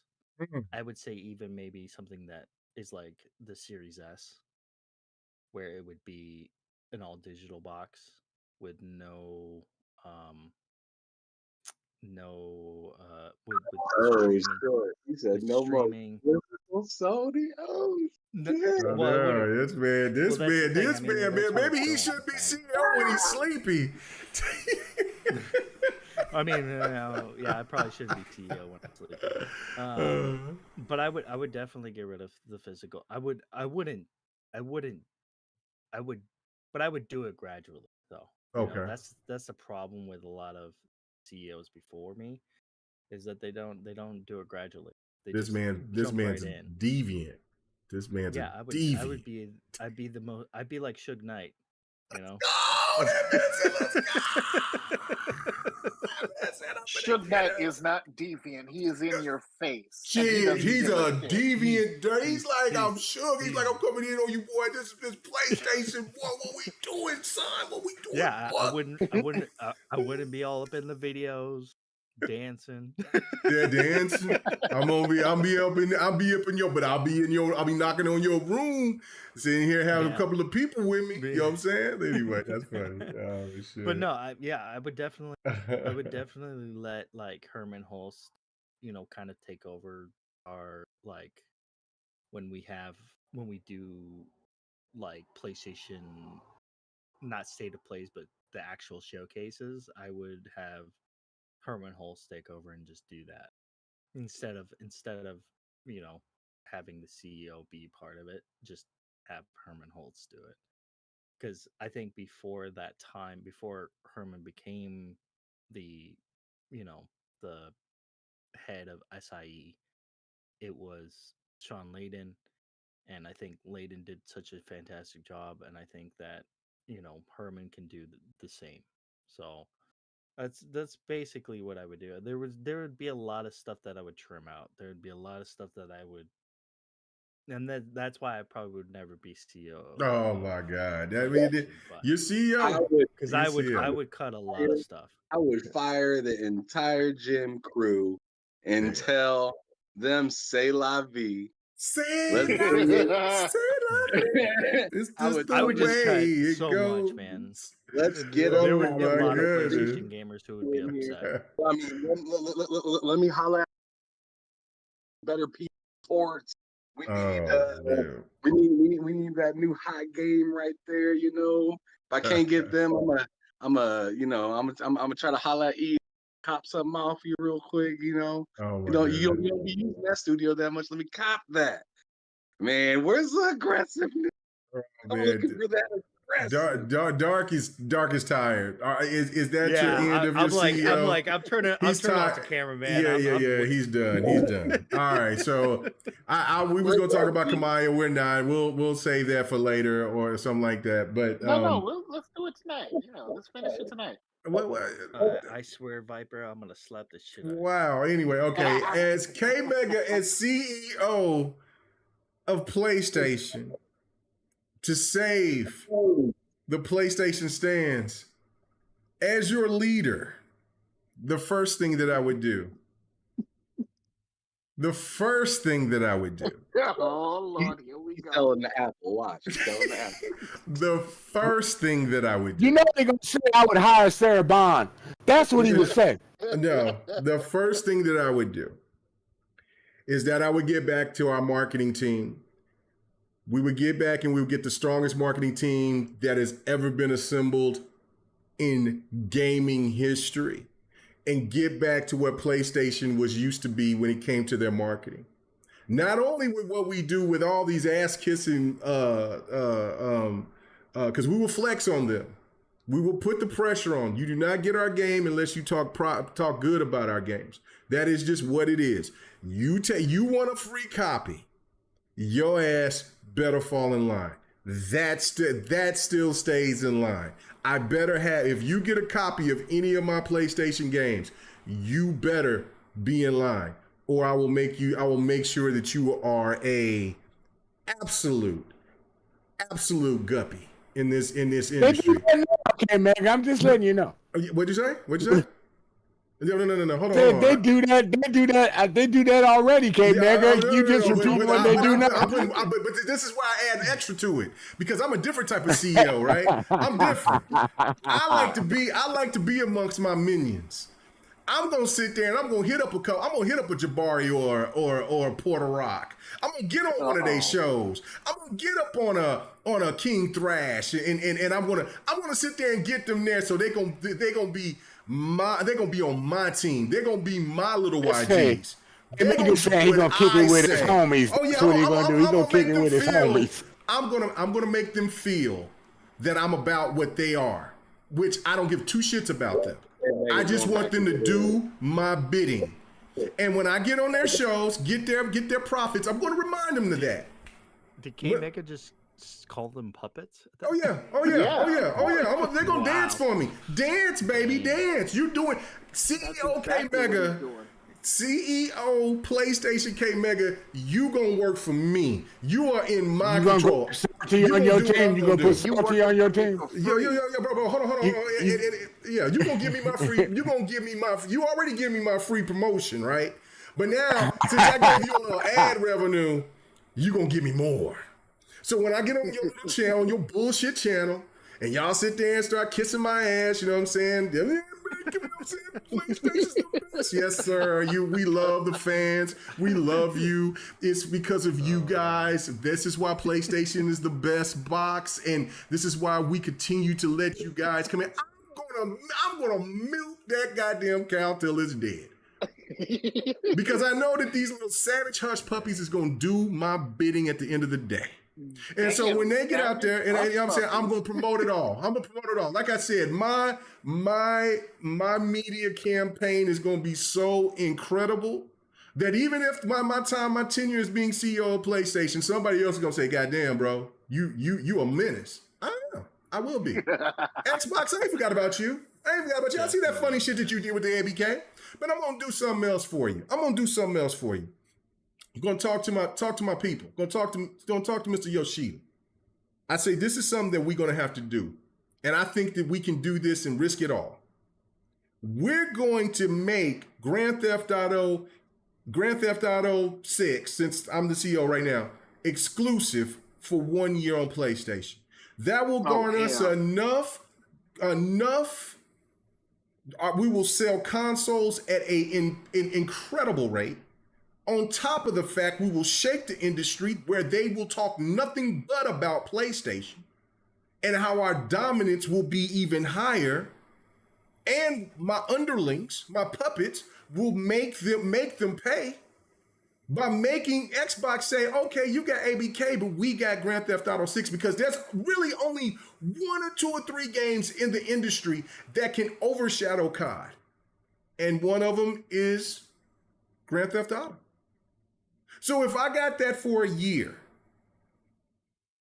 and what I will do also is that I will have 3 tiers. I will keep the 3 tiers for the PlayStation Plus or whatever that shit is called, right? 1, I will drop the core to $4.99. So they can maintain their saves, they can do whatever they want to, they can play online. Make them feel like, because I'm a humble god. I'm humble. You puppets work for me. You calling people puppets? I don't know. I'm not playing no games with these people. I'm not playing. I'm a humble guy. What I'm gonna do for you is I'm gonna drop that to $4.99. You gonna feel generous for my service. Let them know. I'm gonna drop this shit to $4.99 because I'm generous. I'm generous. I'm not giving that shit for free. I'm not like Sir X, man. That trash ass shit free. I want your money, bitches. Wow. I want that $4.99. $4.99. I said cloud save. I didn't say nothing about multiplayer. You give it all. Give it for $4.99. Let's give it to him. Let's make it seem like this is a new PlayStation, right? You know what? If you were CEO, I would make sure Malcolm comes after you. Hold on, let me finish. I'm almost done. Okay, the next tier, every PlayStation game will be day one. Because my minions, remember the campaign, because I'm going to be out here going to say how much the industry appreciates you, King Thrash, you, Porter Rock, you, Jabari, you, Persona, you, Saltiest Gamer. Oh, Jesus, no, Lord. Funny Acting Stance, Mooch, all you got. We appreciate you.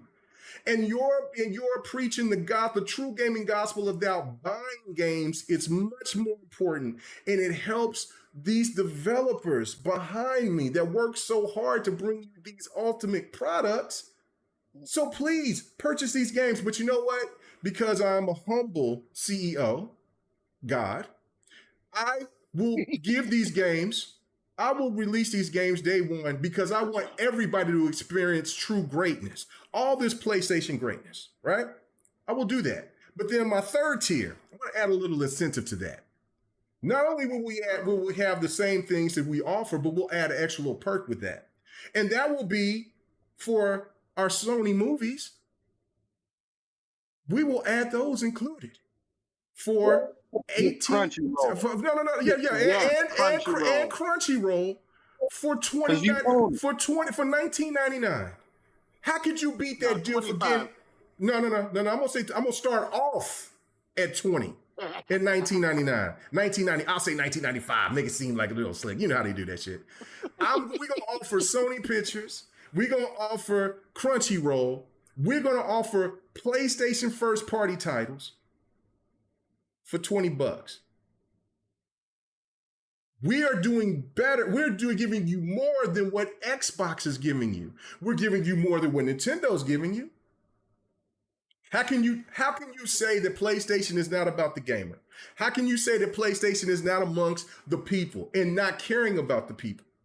That's why I'm going to implement that as CEO. And then lastly, because the security thing is very important, we'll make sure that we will implement a more powerful part of that. And for our infrastructure, we will work with Amazon or Google.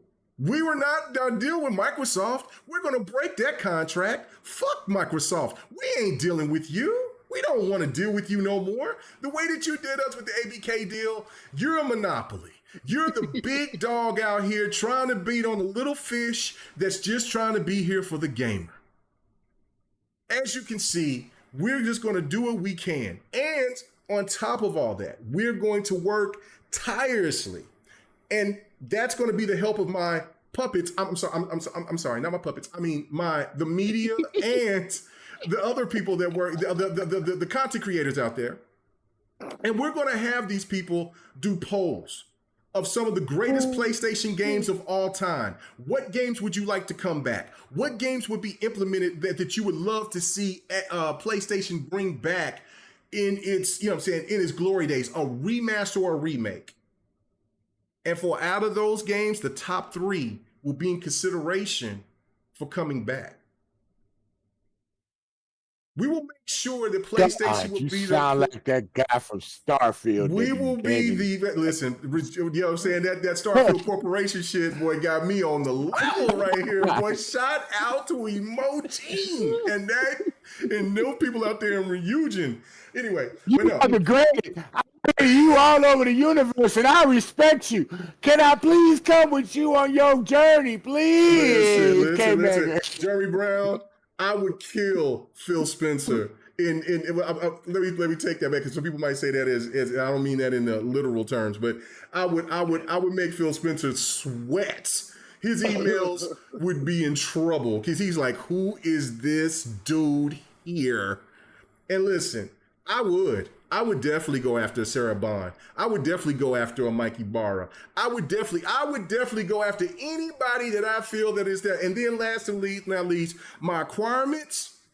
I would get Square Enix. I have to get Square Enix. It is a must for me to get Square Enix. But I'm gonna risk it all for one and see if I can land them. And if I can't land them, that's fine. But I got another one that I'm looking right after. And the deal that I'm going to offer them is going to be incredible. No, the smaller one is CD Projekt Red. I want to hurt my competition, and I want the fan base to be hurt, because if we get CD Projekt Red, do you not know what the fan base is going to say against Microsoft? How could you let this happen? And the big one. And even though some people might not look at that and see this as a big one, but I get Ubisoft. If I can afford this, I can talk to investors. No, we can. There's a possibility, but also there's the fact of like Sony money has got to be spread around. So, but if we can get Ubisoft on top of our service plan and what we're offering at our top tier at the start at $20 with movies, Crunchyroll, we got Ubisoft games plus our PlayStation strong lineup, and we're going to be bringing back remasters, which we'll be charging you $70 for. Bro, you should also throw security in there too. I did say security. In that third tier, just throw it in there. You know what? I should. But anyway, just keep it in the third tier. So, they know the other two tiers don't get it. But that is CEO K Mega. I don't know. People in the chat, please let me know if I'm too aggressive. Am I foul? Would I be a perfect CEO for Sony? Would I scare the core? You know what I'm saying? Would I scare the hell out of Xbox and Nintendo because I'd be shrewd, or just you think that it would fail miserably? I feel like Sarah Bond would beat the brakes off of you. Maybe that's why I'm not CEO, but I'm telling you. Damn, okay. I'd be the worst CEO in PlayStation Sony history. Listen, I think I would be. When you say that as an Xbox dude, I think that means I would be the perfect CEO for PlayStation. Anyway, this is hold great. On. Wait a minute. Wait. Yes. I got something to tell you. So Ubisoft market cap in euros is 3.82 billion, but in the US dollars, 6.44 billion. When we last seen it was 2 billion. So is it 6 billion? Is it higher now? For the US, it's 6.44. For the euros, it's 3.82. I said if I have to talk to my superiors to see if they're willing to risk it all. Because just think about this. Because listen, you already paid 3.6 for Bungie. That's what I'm saying. So think about this. I can see the board being like, who is this guy? Saying like, hold on, wait a minute. Listen, Assassin's Creed is locked under PlayStation. We work a deal with Take-Two to have, because I mean that's going to be massive money that you would have to pour out to keep it exclusive for a year. And don't forget the streaming rights for Activision Blizzard games are under Ubisoft now. Right. You know what they're gonna say to you? You know what they're gonna say to you? We don't have the money. That's fine. Tell me you don't have the money, and then I can work on something else. I can work on CD Projekt Red. I can work on it. I do like the Tecmo thing, the Koei Tecmo. I love that. But I can see K Mega checking Rainbow Six Siege off of Xbox. That's what I'm saying. I can see him doing it. I'm going to be sinister. Bro, I'm taking Rainbow Siege out, Assassin's Creed. Man, I'm you know what I'm saying? Immortal Phoenix. If I sit there and if the next Immortal Phoenix come out with you, man, Far Cry, are you kidding me? I'm going to make people suffer under my team. The big one. I feel like the big one that would piss off Xbox people. If he made PlayStation. If K Mega made them make Splinter Cell, the next Splinter Cell on PlayStation, that would piss off Xbox people. He would do it just out of spite, just to piss them off. Here's the thing. I feel Look, like he's K he didn't even talk, guys, when I said that. Splinter Cell. I feel like K Mega's got a good CEO, list there. But I feel like he would have to trim a ton of fat in order to do. Oh yeah. There would be some studios that would have to be gone, man. What, man? What are you doing? What is this? But again, I would these studios would have to make these decisions on making indie to get to do indie or AA budget games in order for them to see if they're sustainable. And if they're, if they're sustainable, if they're likable, and then we can work on trying to get those games to be AAA. But we're not going to be in this thing of trying to present that everything that we come out with is AAA banger, and we're not trying to recycle God of War, this and that. Hell, I'm going to sit there and be working with what's his name, software, the people who make Bloodborne. From software. Bloodborne is coming back, Jack. Bloodborne is coming back. That is a must. That's what I'm saying. Like, I would be listening to the community, even though I wouldn't give a shit about them because I wouldn't like them. You know what I'm saying? But the fact of it is that I would listen to them so they could do what they need to do for me to help solicit more PlayStations, get people behind the PlayStation infrastructure.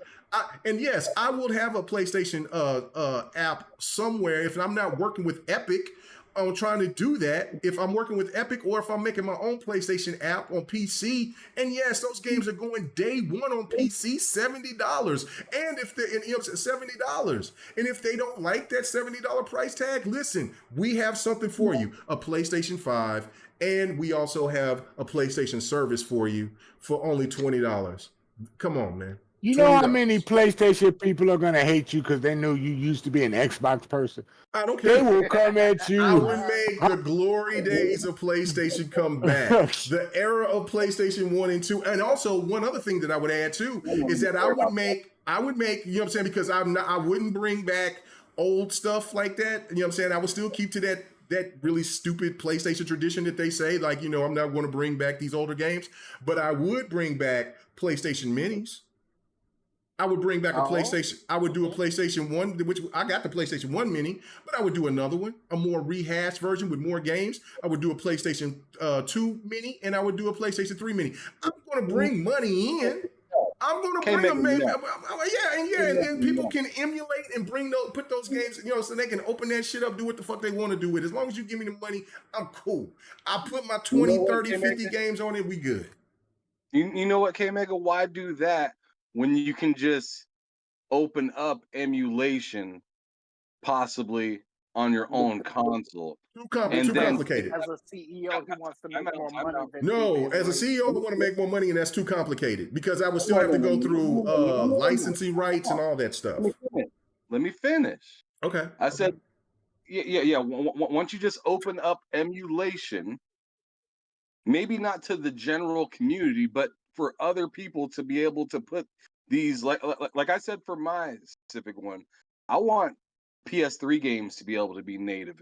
I want PS2 games to be. I want to be able to go back into this backwards compatibility thing and fuck making a mini and shit. I want this all to be connected to the PS5 and stuff like that. And that ecosystem, it's going right behind that that same paywall that you said starts at $20.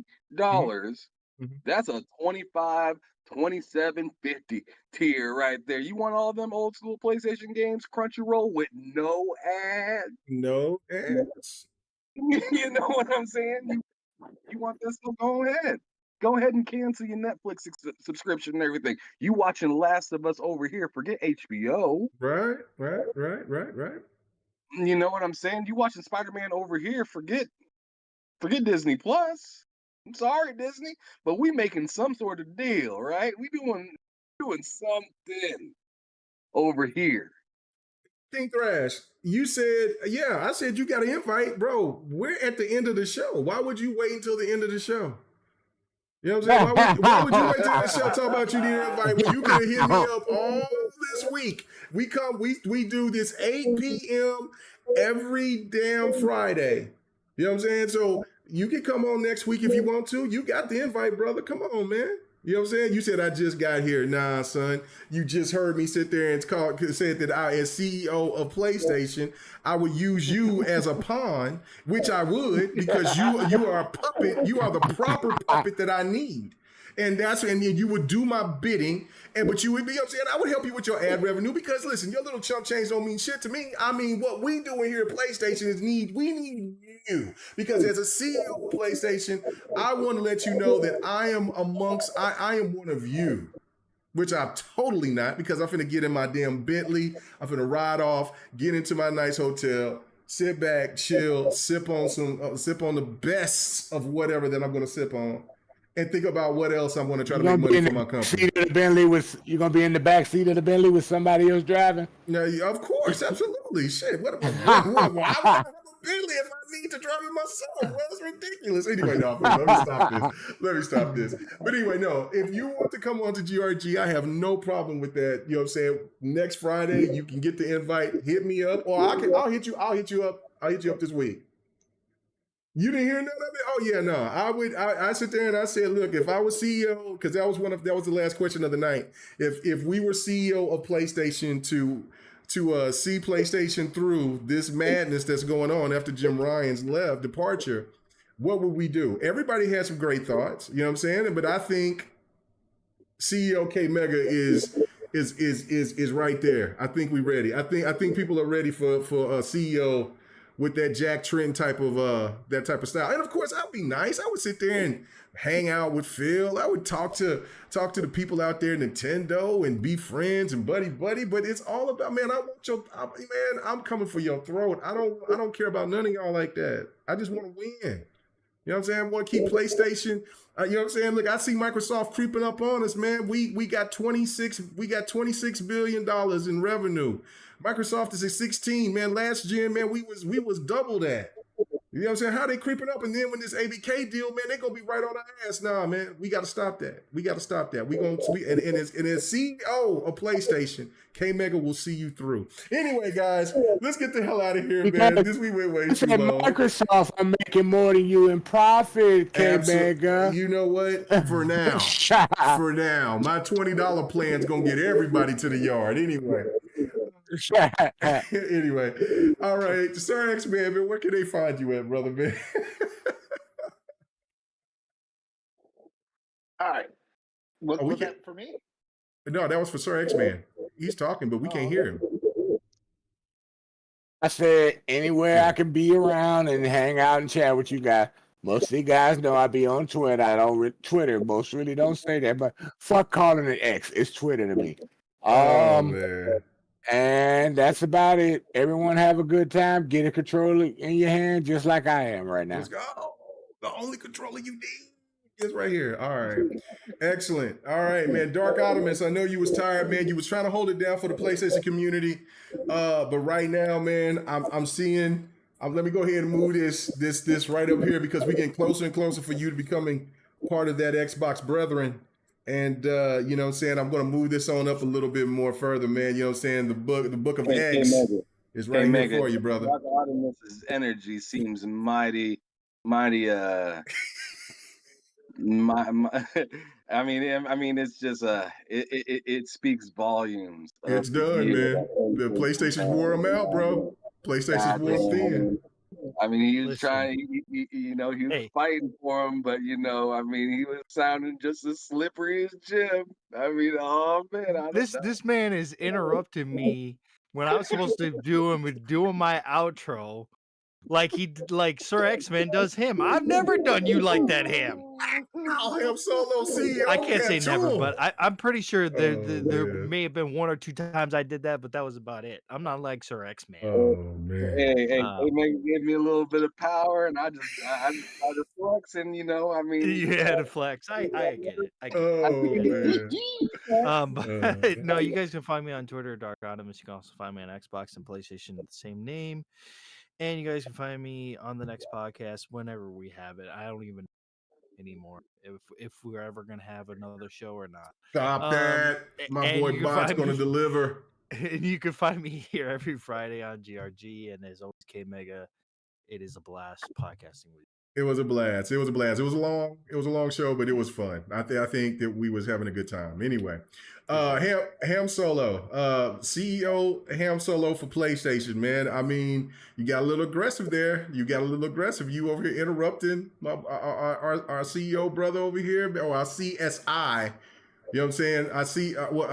What is it? It's not CSI. It says it's SIC. Yeah, whatever that is. You over here punking them, man. Come on, Ham, man. Let everyone know where they can find you at, man. Don't be aggressive like that, man. Just calm down on the brother. Nah. You put me in the shoes of what I would do if I was PlayStation, and just like you, K Mega, we gotta put these rules. We gotta start stepping on necks.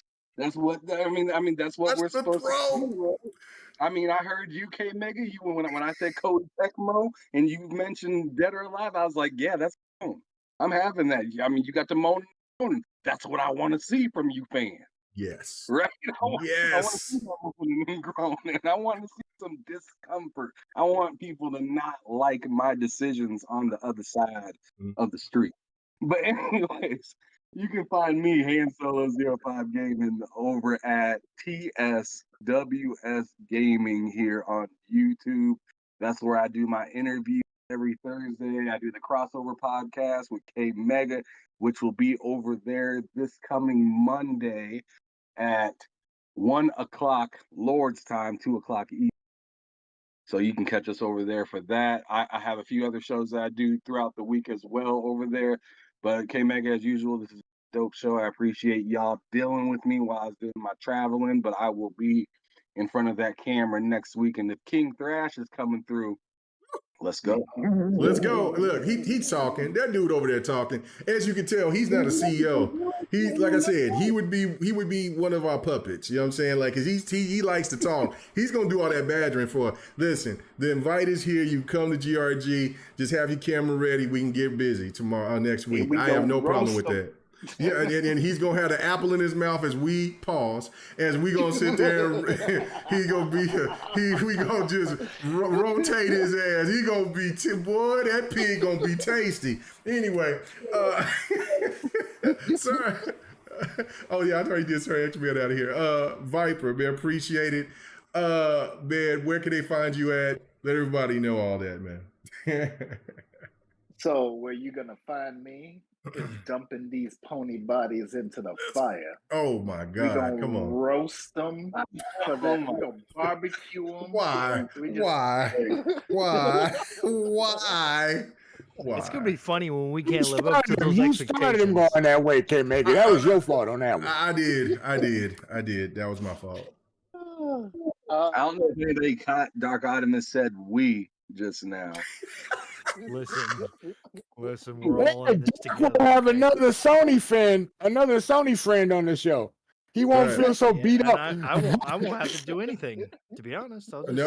You'll just sit there and listen to that ignorance fly. I mean, I'm just gonna sit there and just let them cook. And every once in a while, I'll be like, "Yeah, man." No, you won't. You're gonna sit there. And you won't. We know better. This might be the day. I cannot wait. King Thrash, come on here so we can go ahead and officially get our PlayStation brother to come over here and join the green side, because I think after that show he'll go ahead and the confirmation will go down. Anyway, I've talked to King Thrash. He's actually cool to talk to. He's decent. You're gonna be volcanoing just like King Thrash. Oh my God! Okay. Stop it! Can we? Come on! Let's get out of here. Come on, man! Stop it! Where do your sign outs, brother? All right, RG Viper X on Xbox, PC, Steam. Yeah, I'm hardly on Twitter, so whatever. But anyway, like I said, thanks for having me on the show, and I'm gonna be back next week. Are you sure?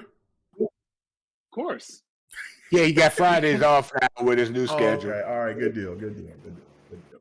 All right, man. Thank you guys for coming and checking out the GRG. I know we got out of here a little bit late, but man, it was really fun. I think my alter ego will be CEO, a PlayStation CEO, Mega. I think that it's. I think the time has come. I'm going to send my brother over here off. You know what I'm saying? Let him go fishing, and I think it's time for to get everything together so we can go ahead and have K Mega be the new CEO of PlayStation. I got a new name for you when you go over to PlayStation. Master Yoda. Fix it. I promise you, I'll fix it.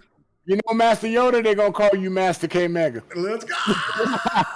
Anyway, thank you, Jeremy Brown.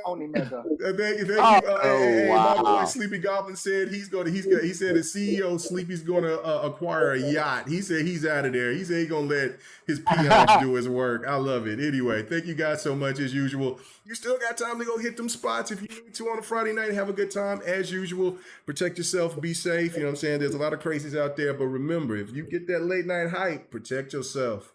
And as usual, gotta live through y'all. I'm a married man, even though I ain't got my ring on. Where's my ring at? Let me put my ring on. Let me put my ring on. You in trouble? No. Let's go. You know what I'm saying? I'm living through y'all. You know what I'm saying? As it is, man. But enjoy yourself. Do that pants off, dance off. We out. Peace, guys. We'll see y'all next week. Peace out, everyone. Y'all have a good one. Enjoy yourselves. Let's go. Hey, thanks for checking out the GRG podcast. All your gaming and our special topic of the week. Make sure to join us every Friday night, 8:30 p.m. Eastern, 9:30 p.m. Central, 6:30 p.m. Pacific. This was the GRG podcast.